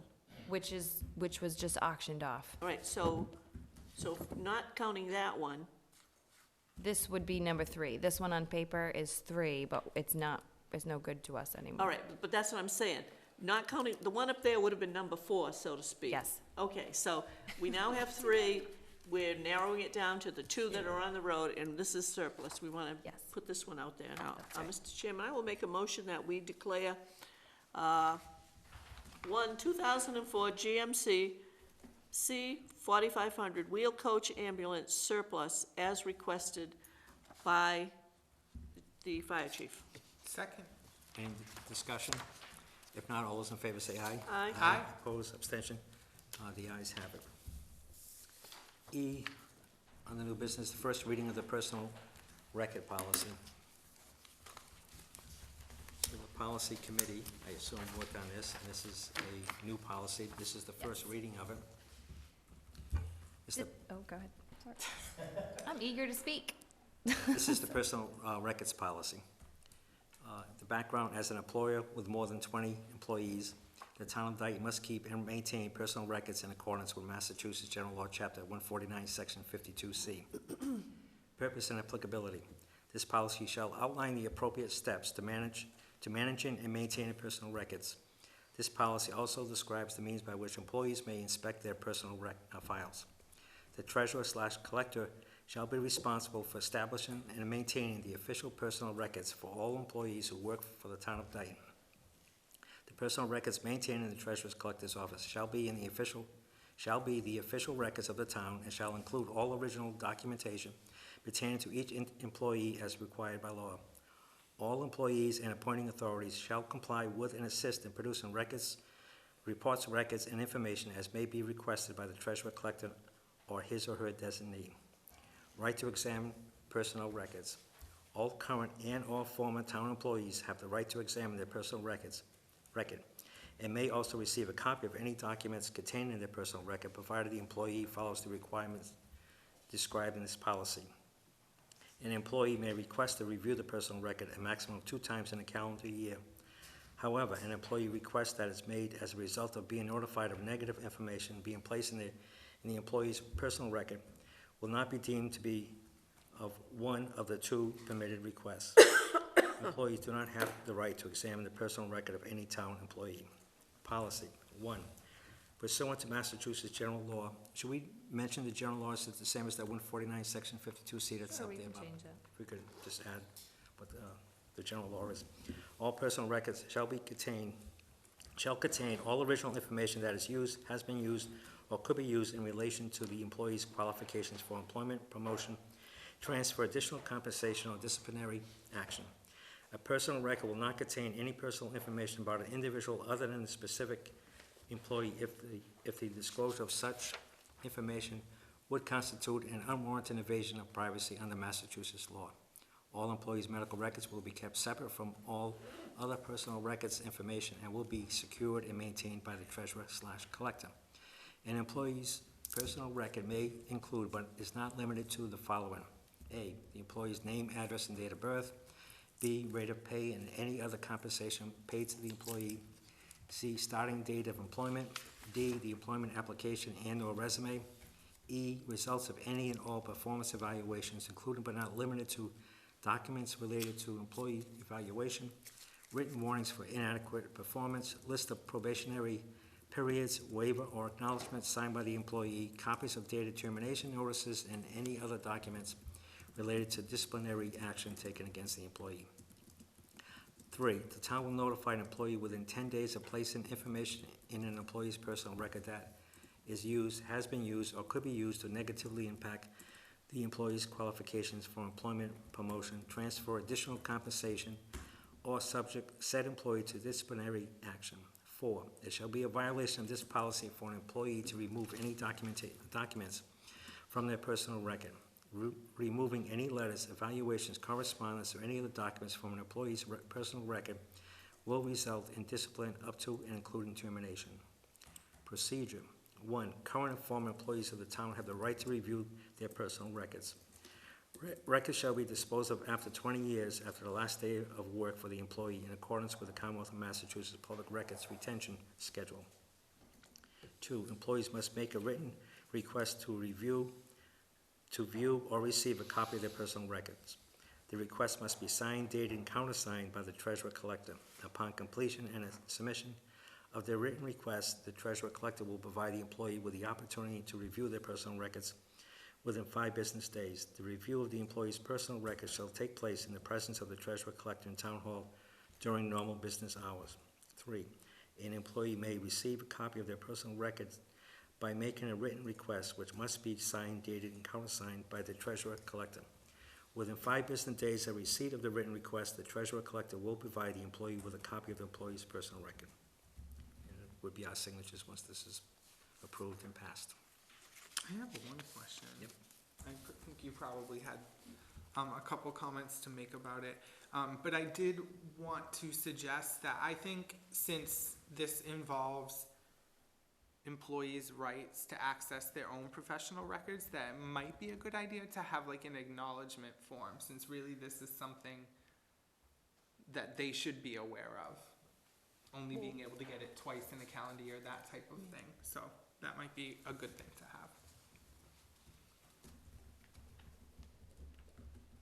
So that is actually my point in writing this, is to describe employee rights. just so everyone is on the same page about what you can and cannot do with your personnel record.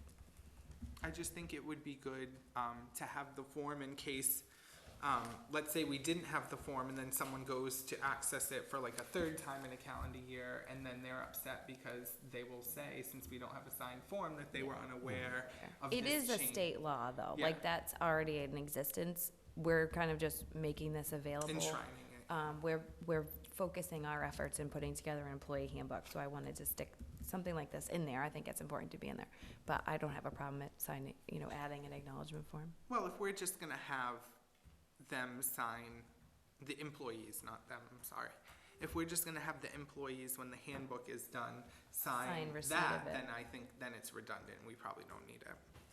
Yeah, but they get the handbook only when they become a new employee. It's a work in progress right now. So But the the idea is that changes. once we're all done, and this is a goal, so I really only have until July 1.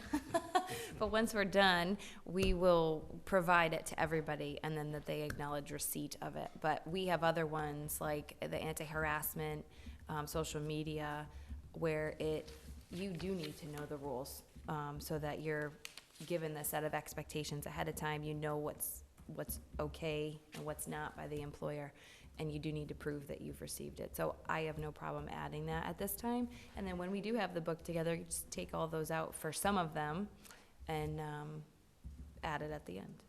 I do get your point why you didn't do it, because it really is just us enshrining state law, whereas the social media policy is really up to what the Board of Selectmen deems is appropriate, so I understand. I just wonder how many people are gonna know what the state law is. Well, right, which is understand why Yeah, but why we wrote it, yeah. no, but I tend to think that we should have them acknowledge that that they received this. Does it mention anything here that the personal files be locked up? They should always be locked up. That they are, it says secured and maintained. It doesn't say, under lock and key, okay. but, I'm okay with that then. It says secure and maintain. What we used to do, because it was in the teachers' collective bargaining agreement, they also obviously had the right to review their personnel files. So the first time they did it, we would make the notation that I was usually the person that sat with the employee. So as they went through their folder, we would ask them to initial on the back each document they saw and the date. That way, if they came and said, I don't remember that saying that, you could turn it over and say, well, you reviewed it on this date. But it also helped them in that if they were looking for something specific, they could tell whether or not they'd already seen the document, so they'd be just looking to see new documentation. The other thing is, it says not limited to, but I'm looking at the person's, obviously their application would be there, the job description. If they have degrees, there should be a transcript or proof of something in there. We have certain employees that must have certain licenses, so I would think there should be proof of licensure. if applicable, right? Exactly, Okay. exactly, because, for example, if somebody's supposed to have a certain license and an accident occurs, the employer has to be protected to show that they had an active license at the date. And we have another, just so everyone is aware, we have another policy that requires every 2 years, well, some of it is state law for Mass DOT, but, like renewal of it every 2 years, they have to show. And then in the drug-free workplace, I think, it has that if they are suspended, if their license is suspended, or if they're pulled over or something like that, that they have to notify the town. So there's some protections there. It just complements this. Do any of the CBAs reference personnel records? Yes. Like in Do what they way? recognize that the official personnel record is secured with the treasurer collector? In other words, no department head should have personnel records out in their offices. No, they should not. So all I'm The saying is, official personnel record, like when someone's like, hey, I need to see my personnel record, Right. it's in Mary's office. but what I'm or saying locked is, up.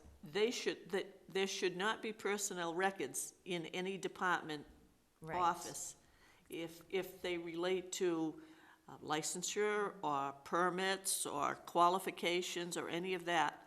Everything Maybe at a goes- department head meeting, because in effect, if anyone has that out there, it could be a violation of state law, it could be a Absolutely. violation of the employee's rights, it could be a violation of state law or whatever. But now that we have a policy, just a thought, we need to good look one. at that. The reference in the CBAs is like about how long a disciplinary letter will be in the personnel file. That's how it's referenced.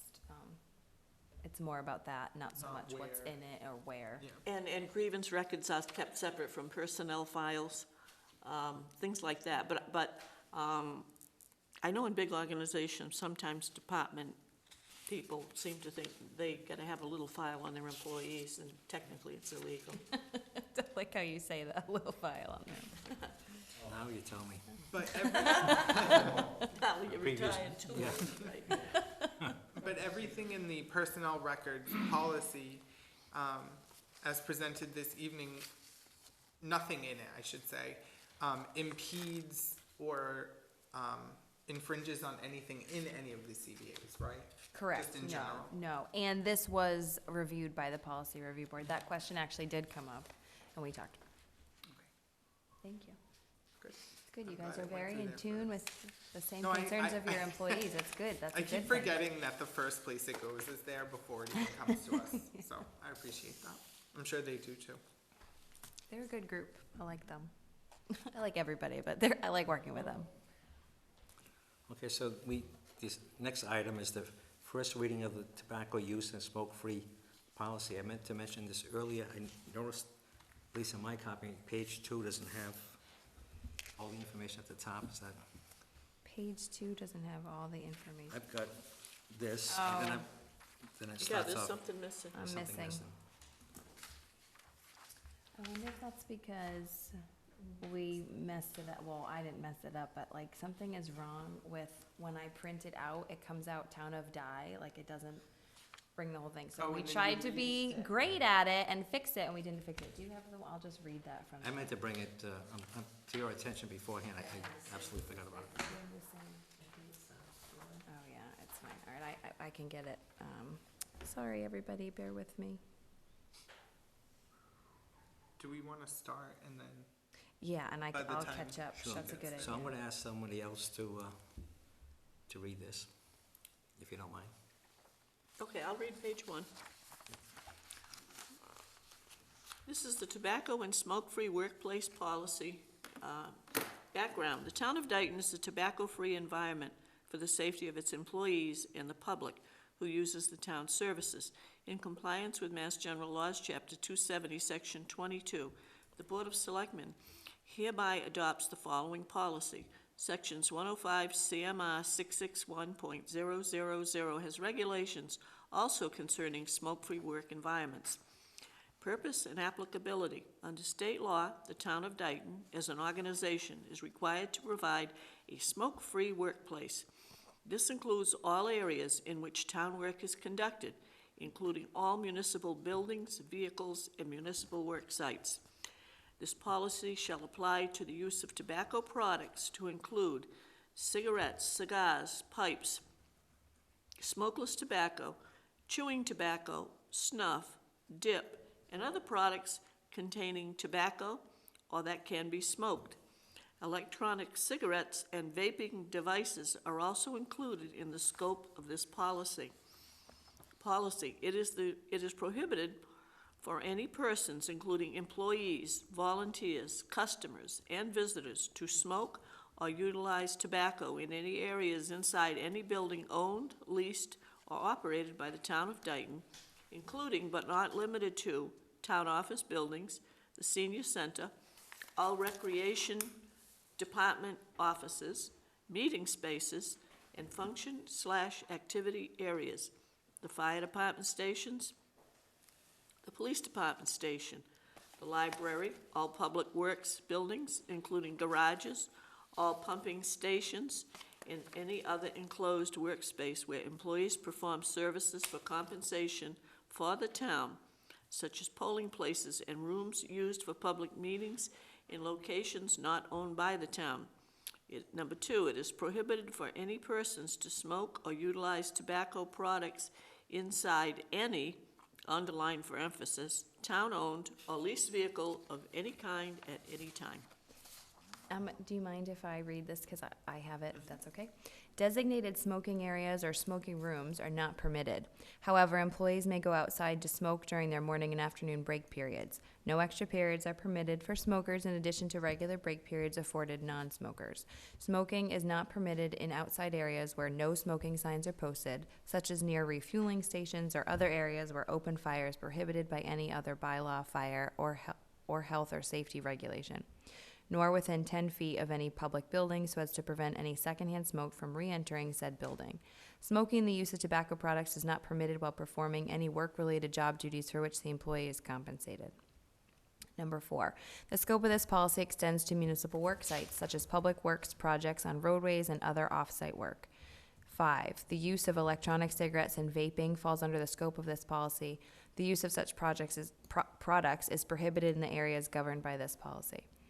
6, effective January 1st, 1988, smoking by firefighters and police officers is prohibited by Massachusetts general law and this policy.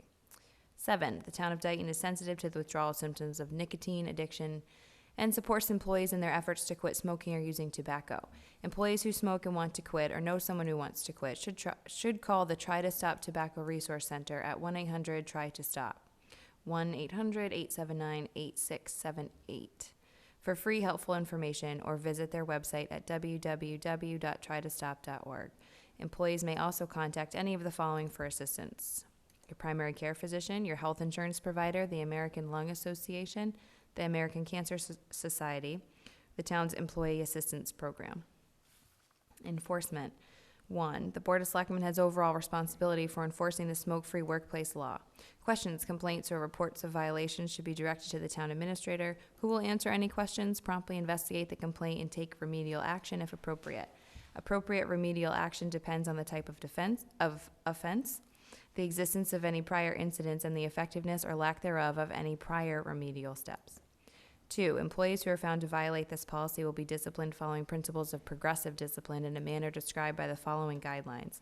These guidelines are general in nature and are not intended to restrict the Board of Selectmen from imposing any penalty it may deem just, depending upon the severity of the infraction. The Board reserves the right to use one or any combination of the below-listed penalties. For a first violation, a verbal warning, which is a minimum penalty, and redistribution of this policy. Second violation, written warning as minimum penalty, and counseling services through the EAP. Third violation, suspension, driving privileges of town-owned equipment revoked if applicable. Fourth violation, suspension, potential termination. I'm just gonna finish this. 3, any person may register a complaint to initiate an investigation and enforcement action by reporting violations to their department head, town administrator, Board of Selectmen, the Board of Health, or the Massachusetts Department of Public Health. 4, a complaint may be made to any of the town-affiliated authorities listed above, shall be investigated promptly and timely. 5, it is prohibited by law to discriminate or retaliate in any manner against a person for making a complaint of a violation of the smoke-free workplace law, or for furnishing information concerning a violation to a person, entity, or organization, or to an enforcement authority. An employee who retaliates against any person or persons for making a complaint under this policy or for furnishing information concerning a violation of the smoke-free workplace law or this policy shall be disciplined up to and including termination. 6, further potential consequences for employees or other persons who smoke or use tobacco in a place where it is prohibited and violate the smoke-free workplace law include a $100 civil penalty for each violation enforced by the Massachusetts Department of Public Health. And then the signatures. And there's an acknowledgement form for this one. I think under enforcement 4, maybe we should add at the end of the sentence, because you're saying in the prior sentence that you can register a complaint with a bunch of different entities, but it might be nice at the end of the sentence in number 4 to add by the town administrator. So I know you're saying it in enforcement 1, Right. but just making But really, it clear I can't again. control that the Department of Public Yeah. Health is going to promptly and timely. Correct, Right. but I think the gist of these couple of points is that those complaints would be forwarded to you ultimately Yep. for investigation, even though the complaint may go to somebody else or some other department here. I'll add that. I have no questions. I obviously wrote this before the governor's ban on vaping. I don't know what's gonna happen, so I just kinda wanna keep it in there. Mhm. If it becomes illegal, we'll take it out.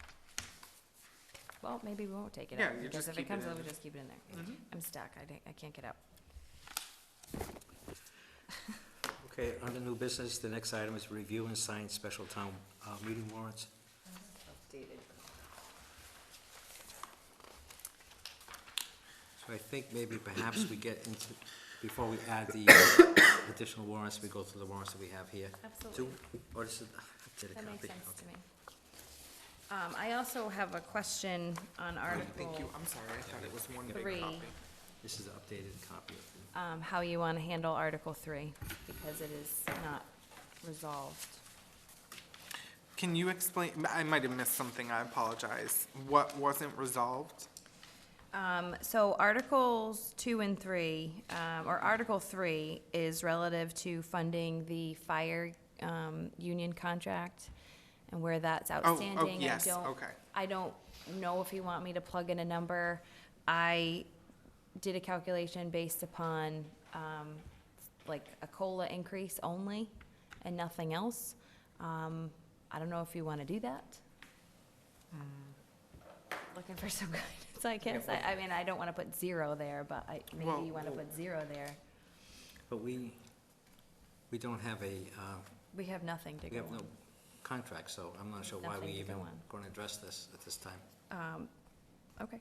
If the contract's resolved, obviously, hopefully, we'll have to address it at some other point, some other time, but So you're suggesting not doing 2 and 3? no, 2, we're is fine. okay, I think. 2, we're fine. Okay, yeah, I was gonna say, I think Yeah. 2 is fine. Yeah. Okay. Every, No, I agree. I mean, we'll have to do this at a special meeting Yep. once it's resolved. So we're So removing. strike the wording in 3 and renumber. Okay. Will you vote to reopen the warrant at this time? Yeah, I was And gonna then do we'll that. remove. Yeah, let's do it. Okay. Before we Mr. approve the warrant, of course, yeah. Mr. Chairman, I move that we take agenda item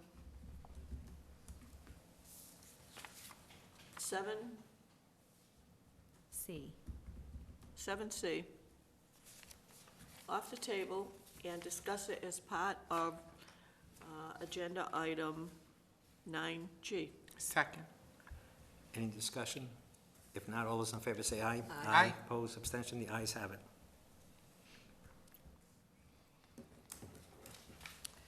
So we'd be voting to remove article, Or reopen the warrant.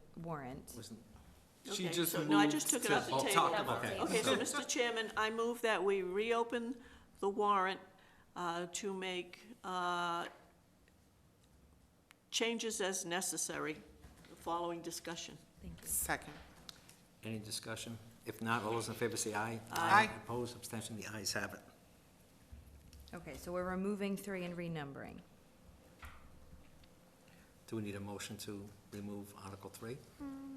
Probably. Actually, yes, because you did vote to put that on the warrant at a Okay, previous Mr. meeting. Chairman, I move that the current Article 3 be stricken in its entirety, and that the succeeding articles be renumbered. Is there a Second. Any discussion? Are we able to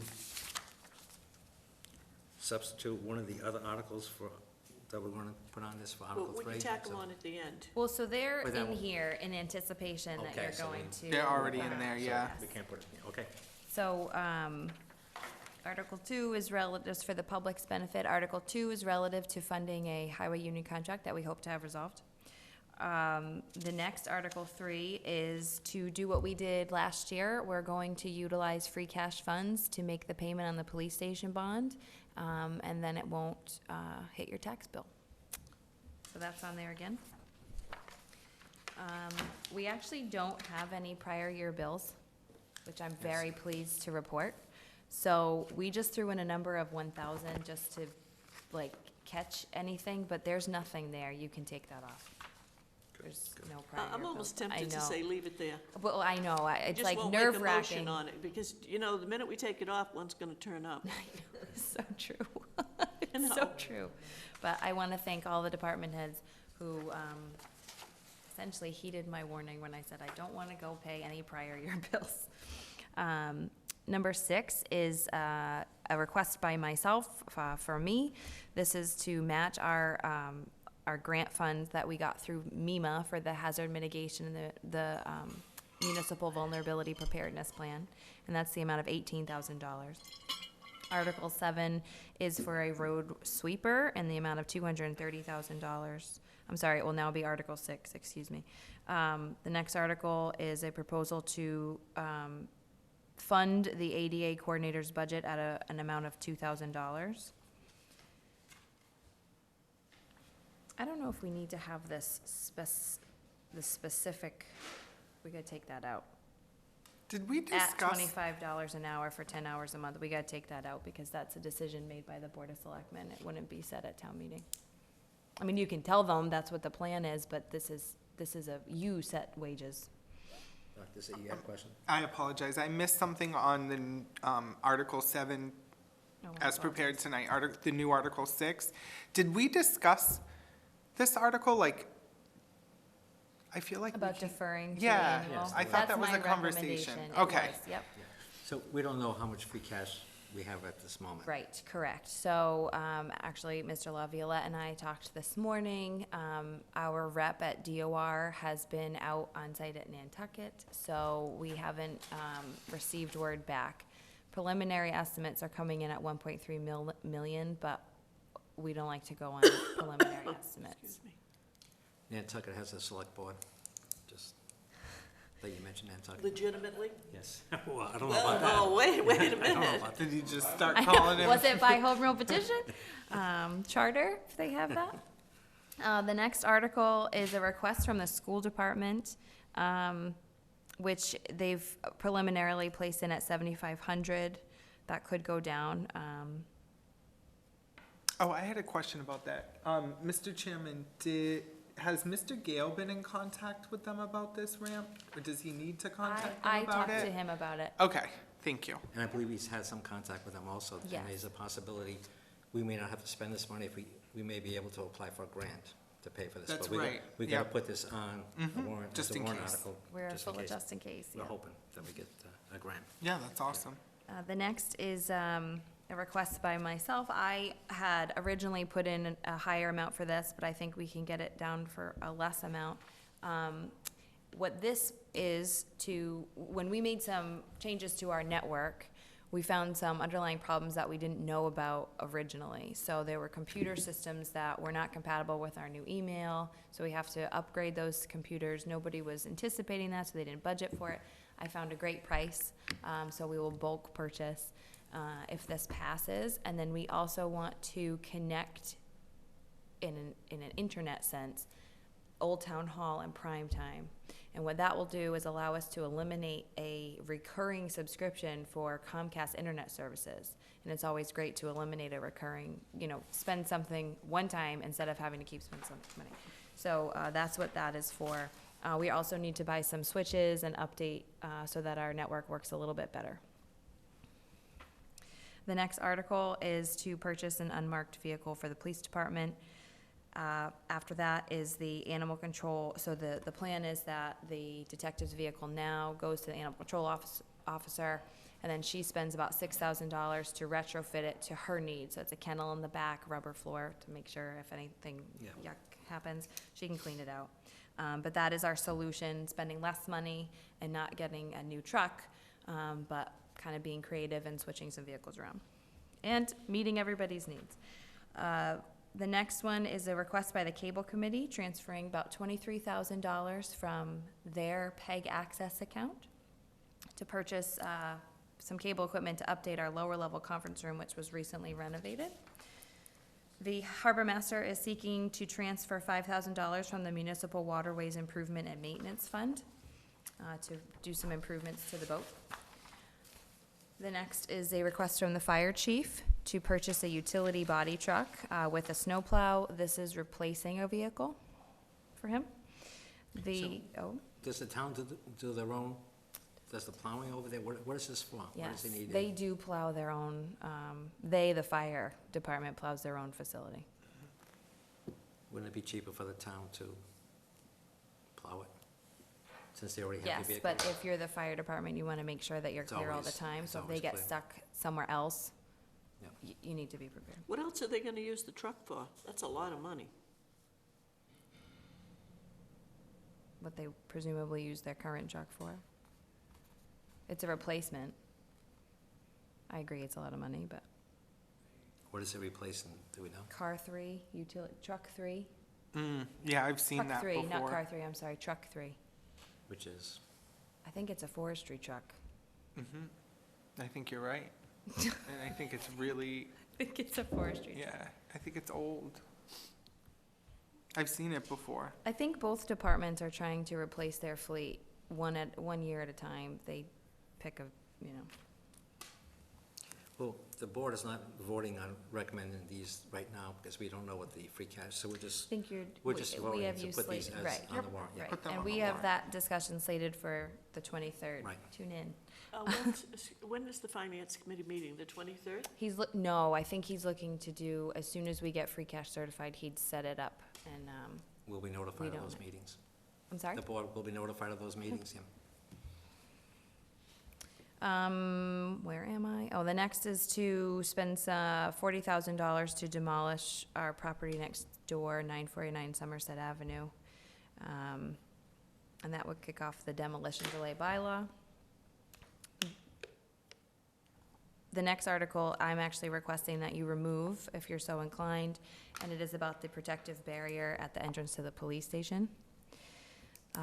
After that, following that, is a $50,000 request. Should we vote on Well, that article yeah, I then was to just remove it? gonna Sure, say, yep, so I'll, Mr. Chairman, I move that we strike the wording in the current Article 16 in its entirety and renumber the rest of the warrant.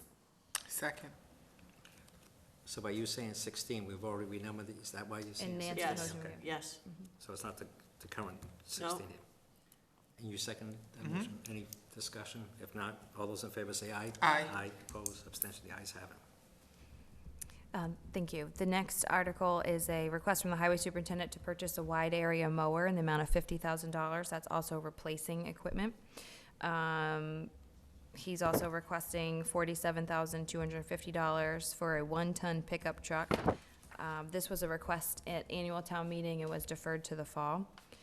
The highway department's requesting $35,000 for a man lift, which we discussed last time is similar to a scissor lift and is part of OSHA compliance and our work towards reaching that, and maintaining that. Does anyone have a problem with the name Man Lift?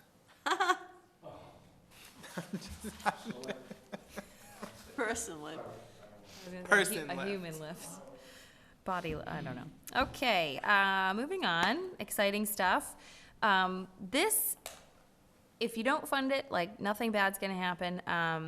This is a request, it's a carryover from annual town meeting. I think Selectman Goulart and I agree that we wanna see some money funded for sidewalk work for Center Street, Somerset Avenue, Pearl Street, and Main Street, so that we can throw some money towards our complete streets applications and demonstrate to Mass DOT that we prioritize these projects just as much as we're asking for them. So we kept this on here. The assessors are seeking $8,000 for their revaluation work. That's a recurring article. They ask for that every year. So why isn't that in their regular budget? I don't know, why is it come up at a special? I think it should be in a budget as well. This is similar to the auditors, and we've recently moved that into the operating budget. So we might have a conversation with finance committee to do the same thing on this. So if the public rejects this, our houses won't be reevaluated? Is that correct? They will, you're just spending it out of another line. the DOR will just say, find the money, you gotta do I it. don't think they'd like it very much. Yeah. When we come banging for certification, they're like, excuse me? The next article is a request to fund put in a little bit more money for the budget 155 data processing, as I indicated. I'm requesting that top line of 8,000. We came into more than a few snags when we rolled out our new email and our new network system. So we have a bit of a deficit, where we will have a deficit there if we keep going. So I'm just looking for some funds to restore that. And the treasurer collector is looking for funds to restore her line in that budget, which is relative to her Vadar software. The next article is $6,000, and this is really a joint request between the town clerk and the highway superintendent. We spent a little bit of time about this. It's to store and move the voting equipment. The idea is we purchase a trailer. We not only get the equipment out of the stairwell of Town Hall, it's then transported undercover. It's handled less because you're not taking it from the stairwell, putting it into a truck, unloading it, and then vice versa. It's just staying in the trailer, moved once, and then back again. So you're cutting it in half. So the highway department, because they're doing the moving, that's why they're Stuck. And it would be stored, you know, in their area. The next is the $15,000 along Main Street, if you so choose to place that on the warrant. Okay, I'll entertain a motion. What about the rest of them?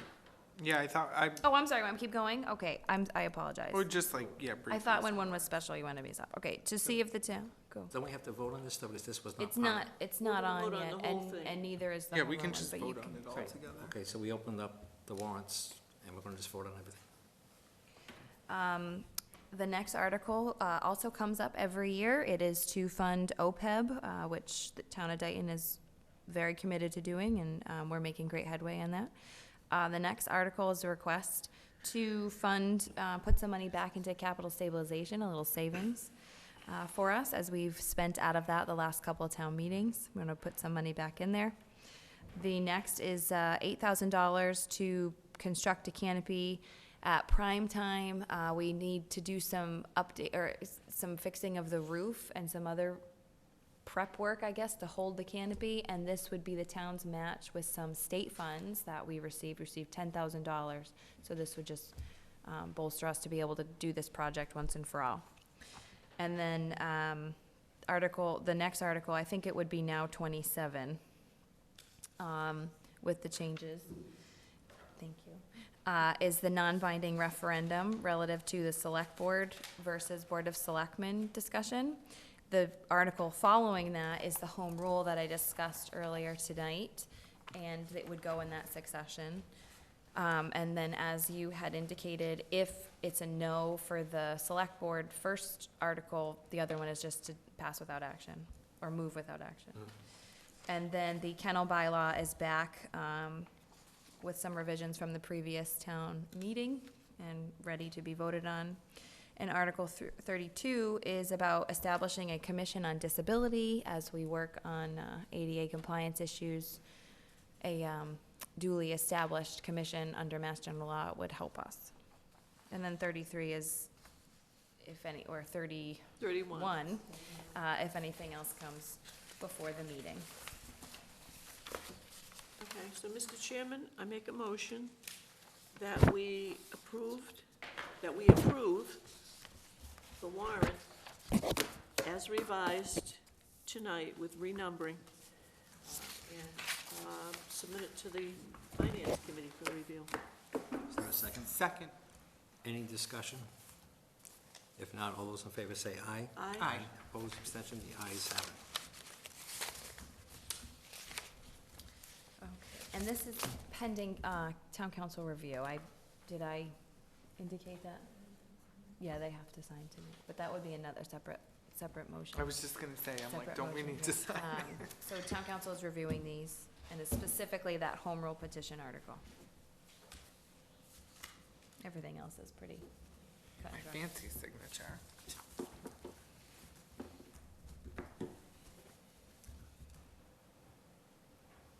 Mine's not so fancy, I've been writing it twice as long as you.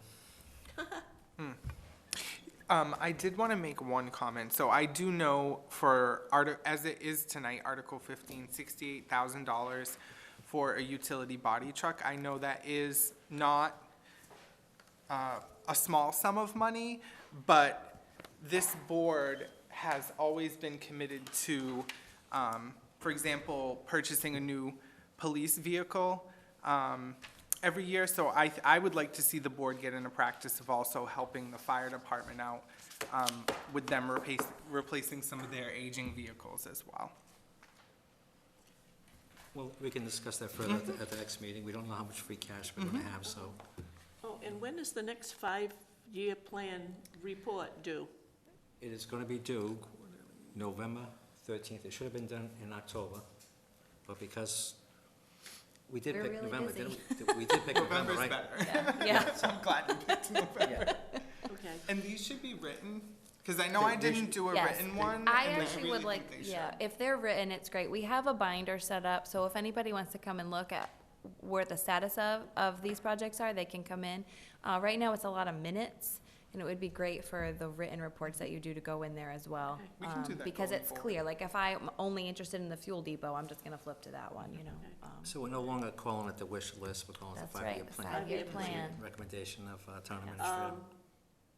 Okay, because after town meeting, depending on what happens, some may come off, or some may, at least on the list that I've got, there may be, put those back on because they didn't pass, or add whatever. Right. Okay. So the intention is to have it on November 13th. And just while we're talking about the November 13th meeting, one of our meetings in November I'm asking that it be held at the Old Town Hall. It's 150 years to the month of November that they opened up the Old Town Hall, so I would like to have a meeting there. Oh, that would be nice. That'd be nice. We're looking at the schedule, and maybe the 13th or maybe the 20th. It will not be live. That's why I would encourage the public, if you want to see it live, as Tom comes, I'll be there. come to that meeting and you get to see it live. It will be recorded. It will be on YouTube, and it will eventually be on our TV station, Channel 9, but it won't be live. But we haven't determined yet whether it's going to be the 13th or the 20th. I believe the Board of Health is voting tonight as to when they're going to have their next meeting. It's one of those dates, so we don't know for sure, so. Yeah, the issue is that our meetings fall on the Board of Health meetings, and so But- even though but now- theirs are a little earlier. But now that we've switched it, we got Oh my God, I'm so sorry. all cell phones off, please. They have to say that so many times in court, it's Do we have a unbelievable. policy about Yes. that? We need a We should policy copy- about yeah, that. We should have Tom take Cell all phones. of our phones before we start the meeting. Sergeant, I don't want to speak out. A sergeant at arms? Like a sergeant in arms, an unofficial. Yeah. Why can't it be? Volunteer, So we're operative meeting word, A week volunteer. apart in November. Hold on 1 second. So we're not meeting every 2 weeks or twice a month. We're meeting the second and third Wednesday because of Thanksgiving. Oh, okay, So I it get what you're changes, saying. so, But so why all I know is couldn't the we, Board of, yes. why couldn't it be live on the 13th? Isn't that a normal meeting night for the Board of Health? No, it's Isn't theirs live live? because they don't have the capability to launch live from that location yet. Okay, so none of the okay, I'm No. sorry, I They're misunderstood. Yes, they're just recorded, but they're not They're not live. live. Okay, So I we understand only now. broadcast live from this Gotcha. location here. Okay. But we have more, I actually have news about our cable license agreement. I didn't think I'd have news, so I didn't put it on the agenda, but I'll wait till public input, but it's good news. Okay. That's good, Mr. Chairman. I think that's a fabulous idea. I think we've actually, as a board, we've talked about it before, but never actually did it. So I think the timing is great. I appreciate you looking into that, and I think it's a good idea. Well, town administrator was also helpful. We were at a meeting, some event, and it was mentioned that it was opened November of 1869. Wow. 69, right? Yeah. I think so. And I turned to town administrator and asked if we could schedule one of our meetings, so that's where our next meeting, or Well, one of our meetings is I going to be. think that's a great idea. Yeah, I think it is too. I was wondering, did Mrs. Santos mention that when she did her introduction? She did.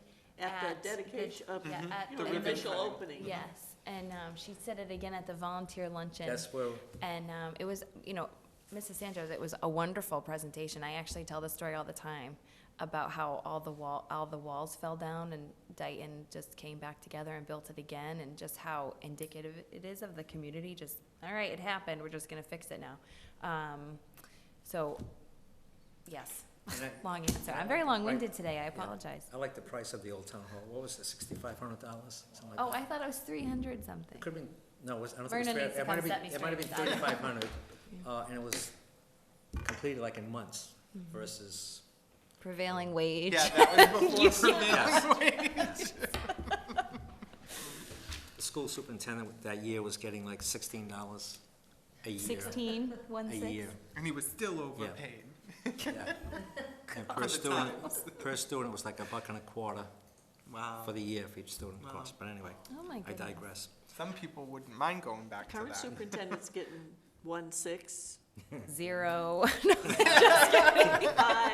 Add a couple zeros, carry. See that? See? Not We much are in rare changes. form tonight, Just like a guys. little- The What more happened? things change, the more they stay the same. Yeah. After 9 o'clock, we all get a little batty, I think. Okay. Abigail tells me that, just so you know. We get a little batty after 9 o'clock. We've reached our limit. The next agenda item is appoint Nicholas Voss to the Community Preservation Committee, and it says "and Historical Commission," but when I was reviewing the minutes of September 18th, we appointed him, I believe, at I that believe meeting as well. as Historic Commission, so I'm a member of the Historic Commission, so we've asked that Nicholas Voss to be appointed, and he's volunteered. We need a representative from the Historic Commission to be on CPC, and we're asking that he be appointed to the CPC as our Oh, representative. fabulous. I do have one question. For the appointment, is this for a specific position, like at large, or is this just? This is Just for the the sake of the Historical motion. Commission's representative to To the Community Preservation CPC, Committee? yes. Okay. So we had a member who was a representative who didn't, asked not to be reappointed Correct. July 1st. Mhm. So we, obviously, the board didn't Mhm. reappoint him, and now so we had a vacancy on CPC, and this is a new member, so we took advantage of him being a new member and asked if he'd be willing to be part of CPC. He did not attend our last meeting, however, he's on his honeymoon, and didn't want to We come back. forgive him. Congratulations He didn't want to come back him. from his honeymoon to the meeting. Sounds like an attitude problem. We're very impressed. We like, he's a very good, we're fortunate to have him as a member of the board. So anyway, I'll entertain a motion to appoint Nicholas Voss to the Community Preservation Committee. Mr. Chairman, I make a motion that we appoint Nicholas Voss to the Community Preservation Committee as the Historical Commission representative. Second. Is there a second? He has a great resume if anybody's had an opportunity to It's take a look at it. VAZ, not does. VAS. I'm wondering if he's related to Yes. Mrs. Cronin at This all. says VAS. This- Right, yeah. right. I don't know. No? I don't know. Has to I, could be. I want to say no, but I'm not positive of that. I thought he moved he's only been a resident maybe a year, and Oh, I okay. don't think he is, but he could be. All those in favor say aye. Aye. Opposed, abstention, the ayes have it. Stepping up, thank you. I'll entertain a motion to appoint Matthew Ogwin, is that correct, Ogwin? Agua. Yeah, To the DR Regionalization Study Committee. so moved. Second? All those in favor say aye. Aye. Opposed, abstention, the ayes have it. I did just want to say before we moved on that it's nice to see an Arguin. I don't know if he's related to the Arguins that I went to Dayton schools with, but I was really happy to see this. So thank you, Mr. Arguin. The next item is the review request by the Daisy Troop to leave a box at Town Hall. So, our town administrator received, We did that. Well, that's the sock thing. That's Sockvember. Yeah, we You took would- that you one took out of that order. okay, Okay. yes. Are they on, is the other one on here? No, okay, you're right, thank you. Selectmen's reports. I don't have anything. I would just wanted to mention that we have a 5-year plan that we discussed earlier. And town administrator, myself, and Jonathan Gale attended a seminar last week on the self-evaluation, the application, the grant that we're going for. It was mostly geared for roads and curb cuts and stuff like that, but it was educational and it was I will worth mention, attending. just to follow up to what the town administrator said, we had an MVP meeting, the kickoff meeting last week, very well attended. We actually wrapped up before the end of the time that had been allotted. A lot of work was done, there was a lot of input. One of the things we had to do was, there was a map of the town of Dayton, and we had to identify, like, important areas that needed to be considered in case of an emergency, or hazardous areas, like we marked the dams and we marked the other than the big three rivers, but other places where there's flooding. And we talked about wind damage we've had from past hurricanes. But everyone around the table, the water department was represented, but everybody had something. We put stickies all over it, and the people from Fuss and O'Neill and the consultant took that, and they're going to be doing the next compilation of the information for our next meeting. But it was very good. Everybody was at the table. Oh, look at that, remember that, and it was good. Very good. Very good. Good to hear. I don't know if you reported on this, but I hope we don't. Stop me if we have. But as everyone recalls, we became a green community and we got money to do projects, and the town administrator worked really hard. So there was a committee that helped get everything together to become a green community, and then once that happened, the town administrator really picked up the ball and has run with it in terms of letting the state know and Mass DOER know what projects we're going to do specifically in order to hit that 20% energy consumption reduction rate by 2021. And we got all our ducks in a row. The town administrator submitted the project scope, I guess you would call it, and it was approved by the state, and we have received the sort of contracts for the work. And I think we have agreed, since the winter is coming up, to sort of start with the electric charging stations, which I think will be great in terms of the future for the town, and becoming a green community, and hopefully saving some money on gas for our town-owned vehicles. And so I just wanted to give the board that sort of update, and I apologize that we hadn't given it earlier, but I figured better late than never. Sorry, I apologize, I left that off my We have so many accomplishments that we can't remember everything. The list is long. I just have one, I have one meeting announcement, September, yeah. October 22nd, 10 a.m., Stormwater Committee is meeting, and we've got a few small items to deal with, but the purpose of the meeting it's been set up at the request of SERPED and the Audubon Society of Massachusetts. They're looking at bylaws that relate to a number of things. Stormwater is one of them. So they're going to be meeting with us, and hopefully coming out of it, maybe some recommendations for not necessarily new bylaws, but if there are some we need to do, we will certainly be looking at those and be bringing those forward. But this is at their request, and they're offering to help, so come on down. Oh, yeah, It's an open public meeting, 10 o'clock, the 22nd, at the Old Town Hall next door. So if anyone's interested, come on down. Just for the sake of not knowing sometimes in a government, like what entity you contact regarding a certain issue you may have, if someone has an issue with, for example, when it rains, someone's property is not draining correctly or draining on a neighbor's property, are they going to the Stormwater Committee? Board of Health first. Okay, good. So I directed them in and the then, right place. I feel better. Well, no, Board of Health first, but then when it gets to the, so if I had a complaint, I would go to the Board of Health and say, every time it rains, the water from Brett's house is coming into my yard and whatever. We'd be in trouble if that happened, consider it. But anyhow, once that complaint comes in, it will be assigned to somebody. So, or jointly, it could be Todd and Mr. Pilling and Mr. Aguirre together. There may be an instance where they would say, you know what, Concom's got to get involved in this. Okay. Eventually, it may come to the Stormwater Committee, but that's how they pretty much identify what the first step is and who gets involved at the first step. Thank you. That's not always been the policy. I can remember probably 20 years ago, going before the Board of Selectmen, I was told it was a civil case, that I couldn't, Well, Sometimes it may be. oh, I can tell you, Yeah. we've had, maybe 2 meetings ago, we had 3 instances where we looked at them. Inspections were done and letters were sent and said that the problems were not town problems, and that you needed to either deal with, somebody had construction going on where they were living hadn't been finished, so they're dealing with whoever the contractor is. another one was a pre-existing condition that it was pre-existing. So we actually had 3 of them, but we just don't say, you know, it's not our problem, go away. We do the Do some legwork and investigation, yeah. have a Which file is- and send a letter and tell them, yeah, That's good to know. Good to know, thank you. yeah.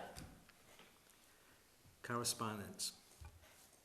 The first correspondence is from CDAC, Community Economic Development Assistant Corporation. This is from Susan Gillum, Home Modification Loan Program Project Manager. Since 2000, the Home Modification Loan Program, HMLP, has made loans that have helped over 3,000 Massachusetts households finance projects like accessory units, home security features, fencing, ramps, wheelchair and stair lifts, widened doors, bathrooms, and kitchen modifications, and more. HMLP offers, depending on household income, loans up to $50,000 to homeowners seeking to make accessibility modification to their homes. All loans offered by HMLP accrue no interest and require no monthly payments with repayment. No interest and require no monthly payments. Wow. With repayment alone required when the property is sold and when the property title or deed is changed. HMLP also offers loans up to $30,000 to owners of manufactured or mobile homes. Landlords with identified tenants need accessible adaptations and who have buildings with fewer than 10 units can qualify for a 3% loan. Enclosures are brochures to share information on the home modification loan program. We appreciate your help in spreading the word and ensuring that your consumers and staff are made aware of this resource. We welcome opportunities to provide in-service training to staff and are happy to attend fairs and workshops. We also would be happy to provide a simple newsletter article on the program to share in your agency next newsletter. Please be in touch. Watch a brief video on the loan process, learn more about HMLP, and download an application by visiting cdac.org/HMLP. Contact Susan Gillum at cgillum@cdac.org or call toll-free at 1-866-500-5599. I'm going to see to it that ADA coordinator gets this also. He probably is aware of this, but it might be something he might be interested in. If somebody goes to him and is seeking some help, that he may be able to provide them with this information. I want to put this on the website. I think this is really an awesome program. I'm glad they're leaving some brochures. I remember the last time I was on the board, we had brochures, and there were some people who needed help. I think we should get the newsletter article that they reference here. Instead of, like, I know this letter's great, but I bet the newsletter probably has more, if it's possible to get that, and then we Maybe can they could put incorporate some that. kind of a notice also in the strawberry vine. Well, right, that's what that's exactly what I'm thinking about.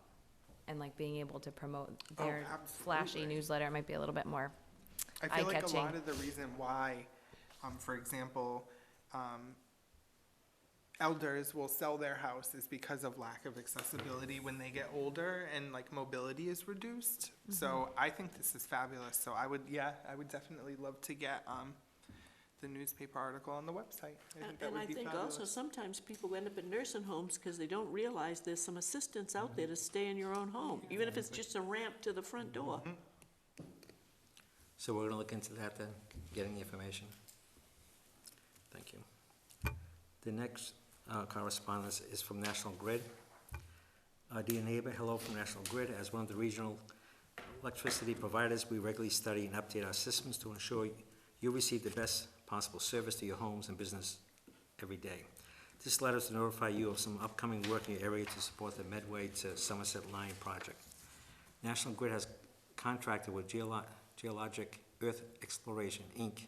to conduct field data collections such as soil borings and survey work. In order to obtain the necessary information, geologic personnel will be conducting their work within National Grid right-of-way that passes through this neighborhood. National Grid has authorized geologic personnel who may be visible to you in and around National Grid right-of-ways to carry this letter of introduction.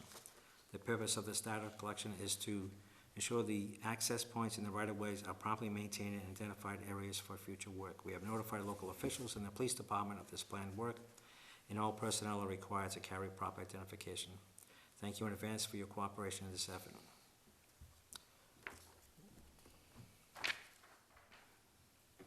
acknowledgements. This is a letter that one of our town employees, Britt Russ, works at the Dayton Public Library, and this is addressed to her. We're very proud of what she's accomplished here. I am pleased to inform you that you have been selected to receive a community award at our 2019 annual award and election meeting. Co-op community awards are given each year to people and organizations who contribute to our philosophy of providing integrated community service to people with intellectual and other disabilities. Through your kindness and support of our mission, you have developed a special connection with several people served at our Dayton program. Co-op Community Awards will be presented at our annual meeting at Venus de Milo Restaurant in Swansea on October 16, 2019. We invite you and a guest to join us at our guest for dinner at 6 p.m. After dinner, we will conduct a brief business meeting followed by the presentation of awards. We hope you can join us and ask that you RSVP by October 7th. Congratulations, and we hope to see you on October 16th. This is great news, That's really nice. and I believe we posted this on our website, Facebook We page. did. Anyway, yeah, We did, So, and it's awesome. it is. We're very proud. I know I love Just- seeing Britt when I go to the library to take something out, and I think this just shows why it is that a library is sort of the like beating heart of a community. So I'm really proud of you, Britt. You make a lot of people smile when they come into the library, as does all our library staff. And I think that there isn't a more deserving person than you to receive this award. Congratulations. Yeah, congratulations, good job. I gotta tell you, she has done some research for me, trying to find books. There was one book that I wanted that, I guess it's no longer a publication, but there are very few around. She actually found out there's one at Yale University, but if I want to borrow it, I gotta pay them to borrow it, like put a deposit on it. I said, I'm not worth, Oh, maybe it's because not it's worth so, it. because it's so rare, Well, like, so that you, it's about the Greenbrier Resort. I mean, there's been so yeah. much written about it, why this book is so special. But she checked everywhere, and that's what she found. So, but I mean, really went above and beyond trying to find this book. she's been above and beyond before. There was a snake under the I remember porch, that. and she grabbed it, so she's pretty spectacular, and brave, so well done, Britt. Minutes. We go from snake grabbing to minutes. Is that a job description? Right. I know, I mean, I was very impressed. I know Stacy says, I don't do snakes. That's, She calls that's why Tommy. Britt did it. Britt helped her. I don't blame her. I don't run the other way. Mr. Getting Chairman, back to minutes. Mr. Chairman, I make a motion that we accept for review the minutes of the regular Board of Selectmen's meeting of September 25th, 2019. Second, All those in favor say aye. Aye. Opposed, abstention, the ayes have it. Mr. Chairman, I make a motion that we approve the minutes of the regular Board of Selectmen's regular meeting of September 18th, 2019, and the emergency meeting minutes dated May 11th, 2019. second, All those in favor say aye. aye. Opposed, abstention, the ayes have it. Abstain. I was not present for 13C. You know, and I found out, as part of the information, you don't have to be present to vote on minutes. Oh, you should have told me this before. I didn't know it. What? I He didn't made know a it. motion with both. Oh, I just made the motion. So, no, you called for the vote. So somebody who voted in the prevailing way needs to call to reconsider. I didn't vote at all. Oh, Oh, you want to be recorded? Oh, you want to break them up? I Oh, would no, like to he break 'em has up. to, or else there Yes. wasn't enough. So There you wasn't a didn't vote? quorum. Yeah, so he said no, I didn't vote. So, So- Oh, so it's a this is stalemate. confusing. What do you want us to do? So I Selectman, want them separated. yeah, Selectman Zagafis joined both B and C into one motion. I'll withdraw my second on the motion. I would draw the motion. Do we have to vote on withdrawing the motion? Don't know. So I'll entertain a motion for the minutes of September 18th. To approve the minutes of September 18th. I'm sorry, a procedural thing. Yep. You voted on that last motion, Correct. so we need to rescind it, Mm-hmm. then So, split them up into two different motions. so can I didn't vote, we had somebody who said no, right? No, Oh, I abstained. abstained. Abstained. Oh, Yeah. so the didn't motion vote. doesn't carry. I Doesn't carry. apologize. Motion Okay. doesn't carry. So I'll entertain a motion to approve the minutes Yeah, there were of two September 18th. Mr. Chairman, so moved. Second. All those in favor say aye. Aye. Opposed, abstention, the ayes have it. Mr. Chairman, I move that we approve the emergency meeting minutes dated May 11th, 2019. I'm going to step down and second it for discussion. I'm just abstaining, just so it's clear. Sure. I was not present, so I really do not know if Sure. if the meeting minutes were accurate or not of what happened. I'm sure they are, so that's why I'm not voting. Well, I'm saying they're not accurate, though. Oh, okay. So, the last Wish I could line, help you out. during discussion about the dogs being housed in Rehoboth, Mr. Pius said that Dayton would reimburse Rehoboth for the costs involved with sheltering the dogs. Selectmen Pacheco and Goulart agreed. I did not agree to that, so if that line is removed, I'm okay with approving these minutes. If it's not, Okay, I can't remove that because these minutes have already been submitted 3 times to the Attorney General's office. And they have issued a notice on if these minutes aren't approved, what has to take place under the law, which means that the clerk of the board has to sign a statement with the wording they provided, and that it has to be filed, this has to be filed with that statement with the town clerk, and she has to file them as official minutes, and so they'll be marked as not approved, and if a member of the public requests those minutes, the town will be fined. That came from the AG's office. What I will say in response to what Dr. Z said, the day that meeting was called, that night, late in the day, I went home and wrote more than 5 pages of meeting notes. I sent them out to everybody except Dr. O'Connor, the state vet. The only feedback I got on the minutes was from 3 town employees. None of them questioned that particular statement, and the changes they had were like more detail to what I had written in the meeting notes. The meeting notes were sent because I was sent an email telling me it was not a meeting, that town council ruled that there was no meeting, there was no vote. The 5 pages I gave to the town clerk, and as the public records person, she contacted the state attorney general. The attorney that dealt with Mrs. Medeiros said it was a meeting, and that the person who wrote the notes, me, needed to reduce it down to the action that was taken. Although it is not a formal vote, there was consensus that action was going to be taken in that the town of Rehoboth would be reimbursed for expenses relative to kenneling the dogs from Maple Swamp Road. Later that afternoon, another call came into the town clerk. It was the same attorney that had called Mrs. Medeiros in the morning. And she said, we took this to the top. Mrs. Medeiros understood that to mean that Maura Healy had reviewed the 5 pages and concurred with the opinion that had been issued earlier that day.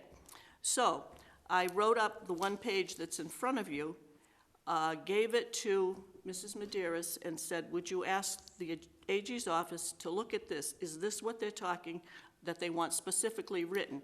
And the response came back, yes, but tell her those meeting notes must be filed with the meeting minutes. It's all part of the public record. And if anyone requests it, they can get all of that information. So I followed the directions I was given. I mean, I can also tell you that we were at a meeting, Mr. Pacheco and I were at a workshop meeting, selectmen's meeting. And I did speak to an attorney at Copeland and Page. And she said, it was a meeting. You need to get these minutes approved. That was my first attempt to get them approved. There is no question that the meeting took place. And I will say, there was no objection at the meeting when that statement was made. And the other thing, too, is all of the bills have been paid. And my colleagues signed those warrants. if you didn't approve of the process, you shouldn't have signed the warrants. Can I ask a question, because I Sure. wasn't there and you were there? You can answer, whoever can answer. So the statement that precedes, Selectmen Pacheco and Goulart agreed, Selectmen, excuse me. Are you inferring, Selectman Goulart, the lack of objection to be an agreement? No. I feel like that's what the No, issue what is I'm, here. what I'm saying is, other people at that meeting have made that remark, that there was no objection made by anybody. When the statement was made, I looked at Mr. Pacheco, we made eye contact, we nodded. And I said, did anybody see that? And people that were present, town employees, said, yes. I said, is there anything in the 5 pages, more or less, that you truly say didn't happen? And the response was, no, we gave you the little details that we wanted included. Now, what I have described, the other thing I want to point out, this meeting came out of the blue totally. There was no plan for any meeting. I received a call at just before 2 o'clock in the afternoon of this date from Mr. Vadney in Rehoboth, who is not only a selectman over there, he actually is a member of the advisory board to the Commissioner of Agriculture in Boston. And the state veterinarian was there investigating the horrendous events that happened on Maple Swamp Road. The request was from, he put Dr. O'Connor on the line. She said, I need to meet with as many town officials as I can today to discuss and get information on what took place, what transpired. I'm here, I was told to be here by my boss, the Commissioner of Agriculture.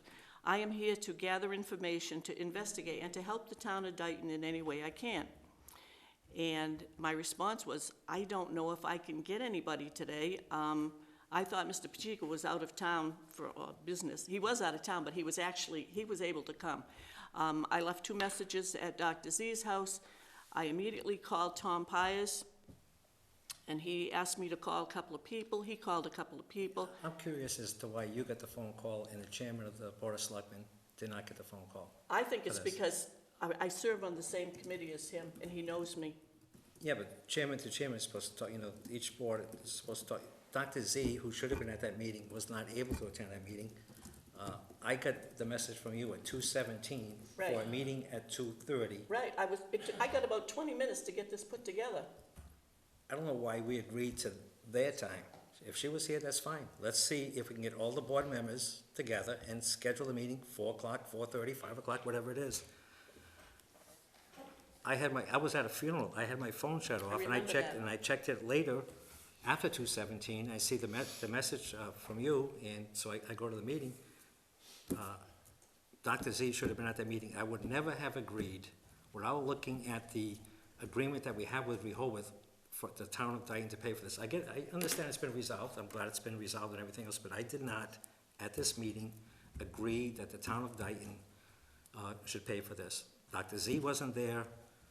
I didn't feel comfortable voting on that. I don't care who's saying that I shook my head and jumped up and down. I did not agree that the town should pay for this. So I am not going to vote to approve these minutes when I feel that they're accurate. Okay, and that's certainly a prerogative. Yeah. That's why the Attorney General's Right, so- office has issued this directive on what to do with these minutes. I mean, when they were rejected at the last meeting, I said, I guess I gotta follow up with the AG, which is what I did. So the information was, one more time, try to get the minutes approved, and yes, the selectman who was not present can vote on the minutes. My other point is, everyone at the meeting said what is in here is accurate. The other thing I will point out is that, number one, when 2 state officials, especially from a high commission in the state, Commission of Agriculture, requests in a meeting, it's an emergency, I'm not gonna say to them, well, no, because if I couldn't have gotten enough people, I'd have gotten back to them and said, I can't get the board, any from the Board of Health. I can't get any selectmen. I can't get any police officers.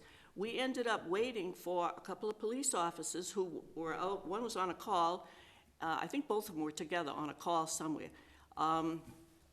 also called in, not by me, but I assume it was somebody from the police department, one of the police officers, called in the assistant district attorney who was at the press conference and who was involved with the whole investigation.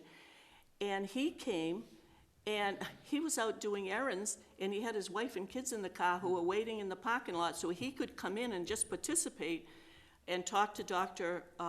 O'Connor and tell her what the ADA's office was doing. So not only were you in position, I couldn't get Dr. Z, but the fact of the matter was, we waited for the police officers, and they came as soon as they could, and everybody that had something to say about their involvement, their observation, and, I mean, you saw the details, let me put it that way.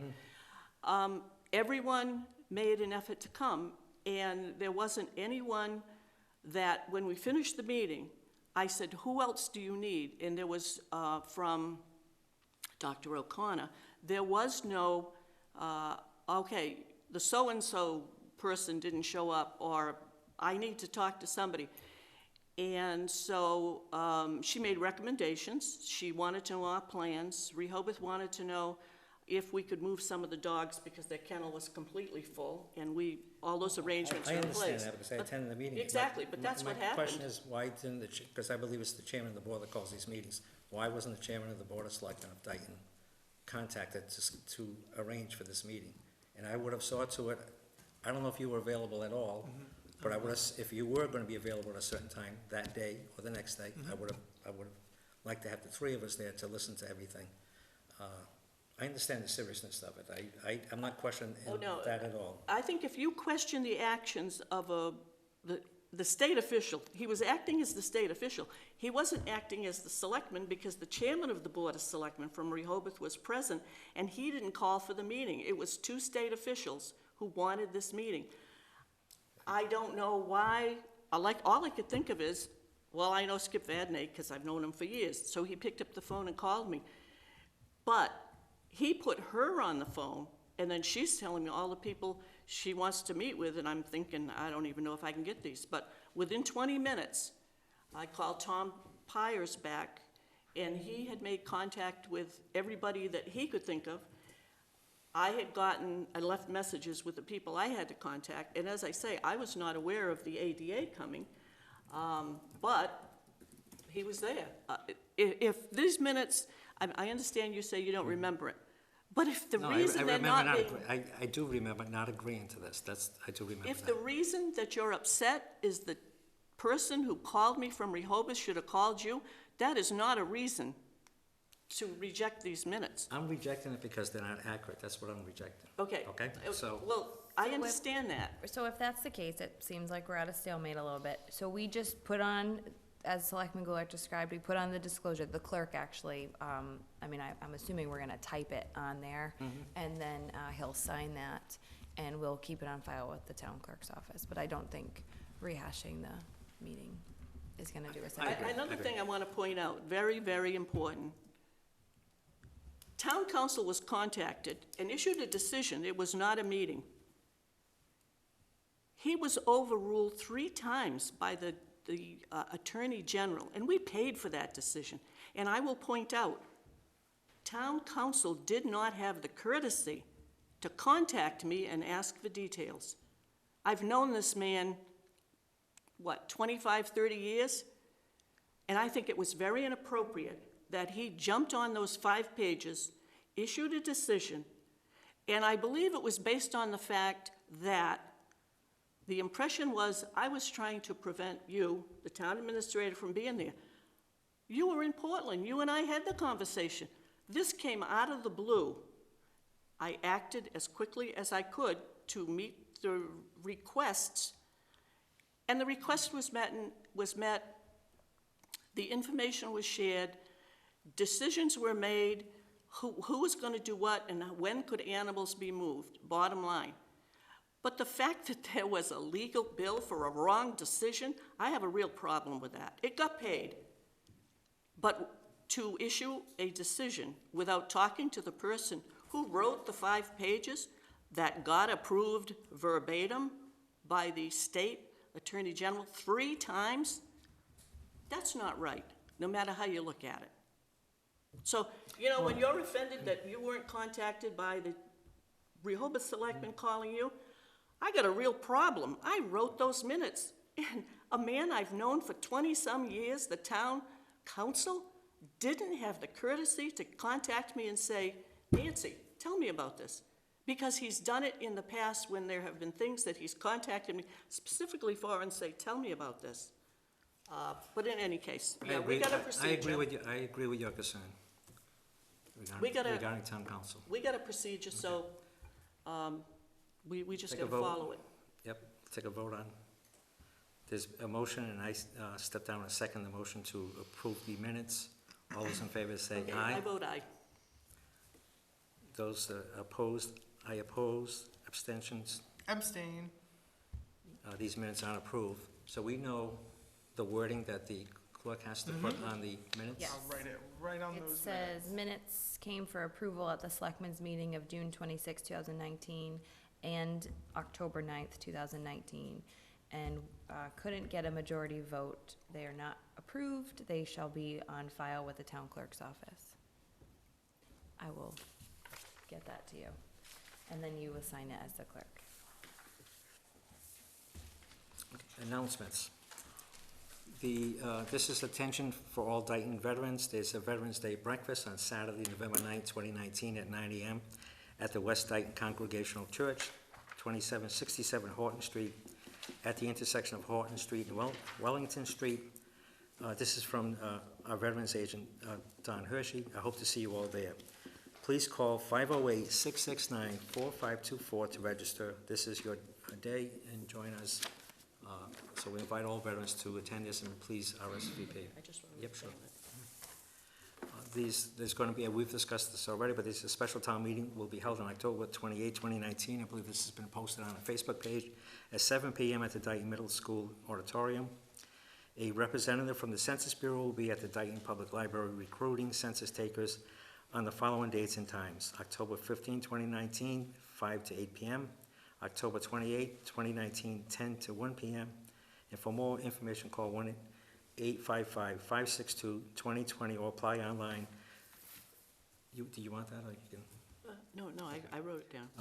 www.2020census.gov/jobs. The Parks and Recreation Commission will hold its annual pumpkin painting party on October 20th, 2019, 12 to 4 p.m. with a rain date of October 27, 2019. They are in need of volunteers. Contact Mr. Tim Rhines at 508-415-5907.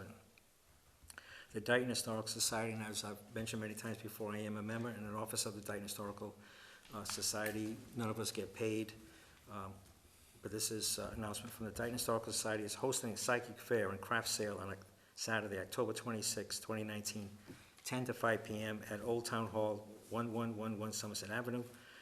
To reserve space, call Patty at 508-436-3105. Primetime Adult Care is in need of clients. If anyone knows someone who would benefit from meeting new friends, trying new experiences, and staying active, please call Primetime at 508-669-6272. Approval of the warrants. Okay, just to mention a little more on this Veterans Breakfast. They've conducted this for the past few years, and I realize each year we've lost some veterans. I don't know if we have any World War II veterans left, but if you've been in the military, please consider coming to this, because it's a very nice event, and it's really meant to recognize service in the military. Whether or not you were in active combat, the fact that you served, and back in the day, everybody had to serve unless you had a deferment. So November 9th, 9 a.m., West Dayton Church. If you can come, it's bring your wife, your significant other, but come on down and, excuse me, meet the other veterans in town so we can recognize your service. It's a good breakfast, and there's always extra food. So. And we do, Mr. Borden. I think he's the last World War II veteran in town. And he's always at the breakfast. Yeah. Yep. Yeah. We're lucky. Yeah. Mr. Chairman, I move that the following warrants be approved. Warrant 14A-20 in the amount of $92,215.18 payroll. 14B-20 in the amount of $333,305.68 accounts payable, both dated October 2nd.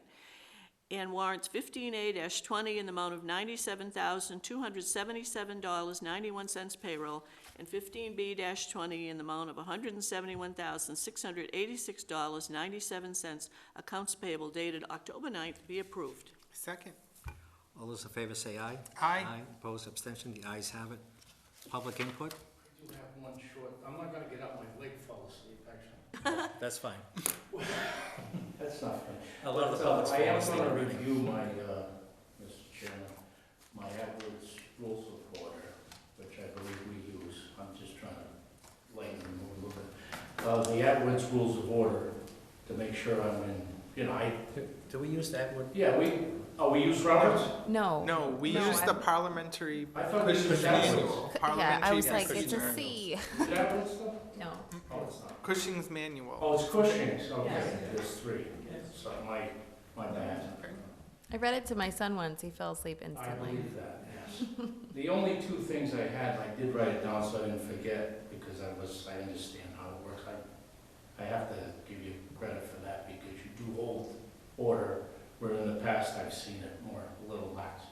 That back and forth banter, especially after 9, gets a little wild. Two questions. Excuse me. Two questions I have, and it goes back to your, policy. The two portals for the public safety, police and fire, that's connected to the main, that connects to your main website, correct? So that would fall under the same policy, in a sense? So, in a sense, yes. So those websites are news and events focused. Correct. And yes, when we have it all connected, that when you post on one, you post on them That's all all. in one fell swoop, to save some efficiency, but those are, vetted through our PR firm, and they're usually feel-good stuff, or, Yeah, nothing controversial. it's just that this Facebook, all this social media is getting to be such a bunch of PC, and everything's gotta be so lawsuits and Twitter, tweets from way up high coming down from Washington. I don't wanna say that, but yeah, okay.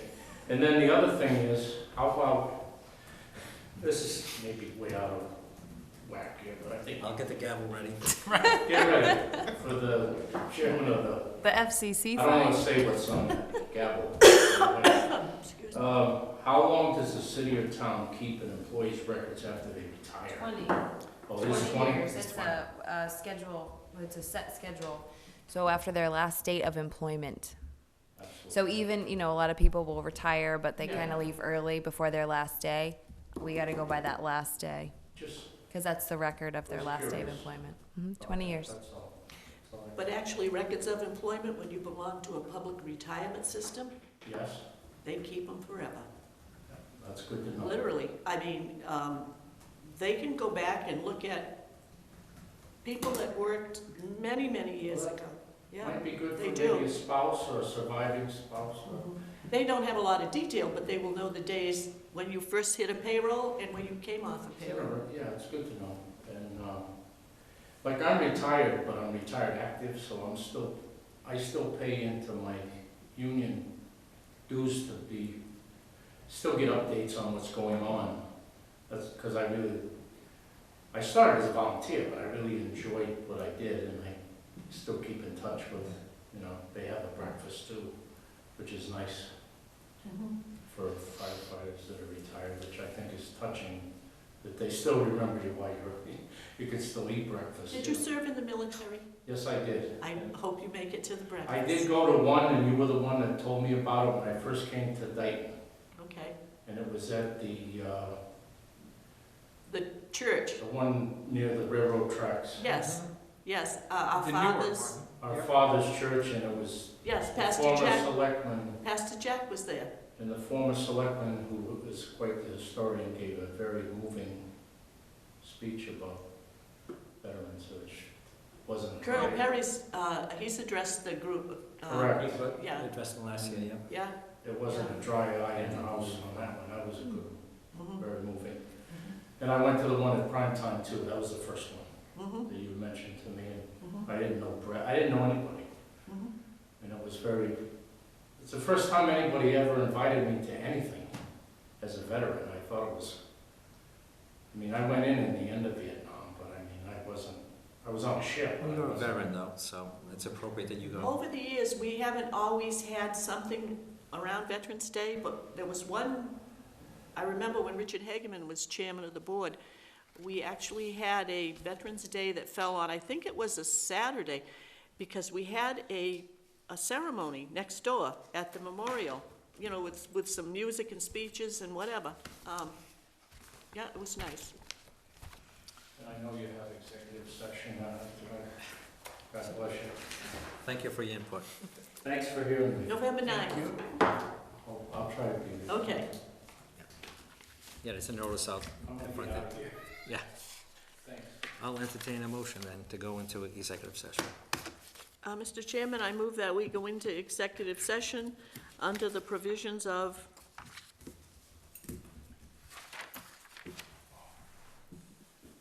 Mass General Laws, Chapter 30A, Section 21A, 2, 3, 2, to conduct strategy sessions in preparation for negotiations with non-union personnel, to conduct collective bargaining sessions or contract negotiations with non-union personnel. A, negotiations with non-union personnel. 3, to discuss strategy with respect to collective bargaining or litigation if an open meeting may have a detrimental effect on the bargaining or litigating position of the public body and the chair so declares. Highway union negotiations. Second. Is there a second? We will not be coming back into an open meeting. All those in favor say aye. Aye. Roll call. Aye. Aye. Aye. Cable, thank you. Thank you, everyone.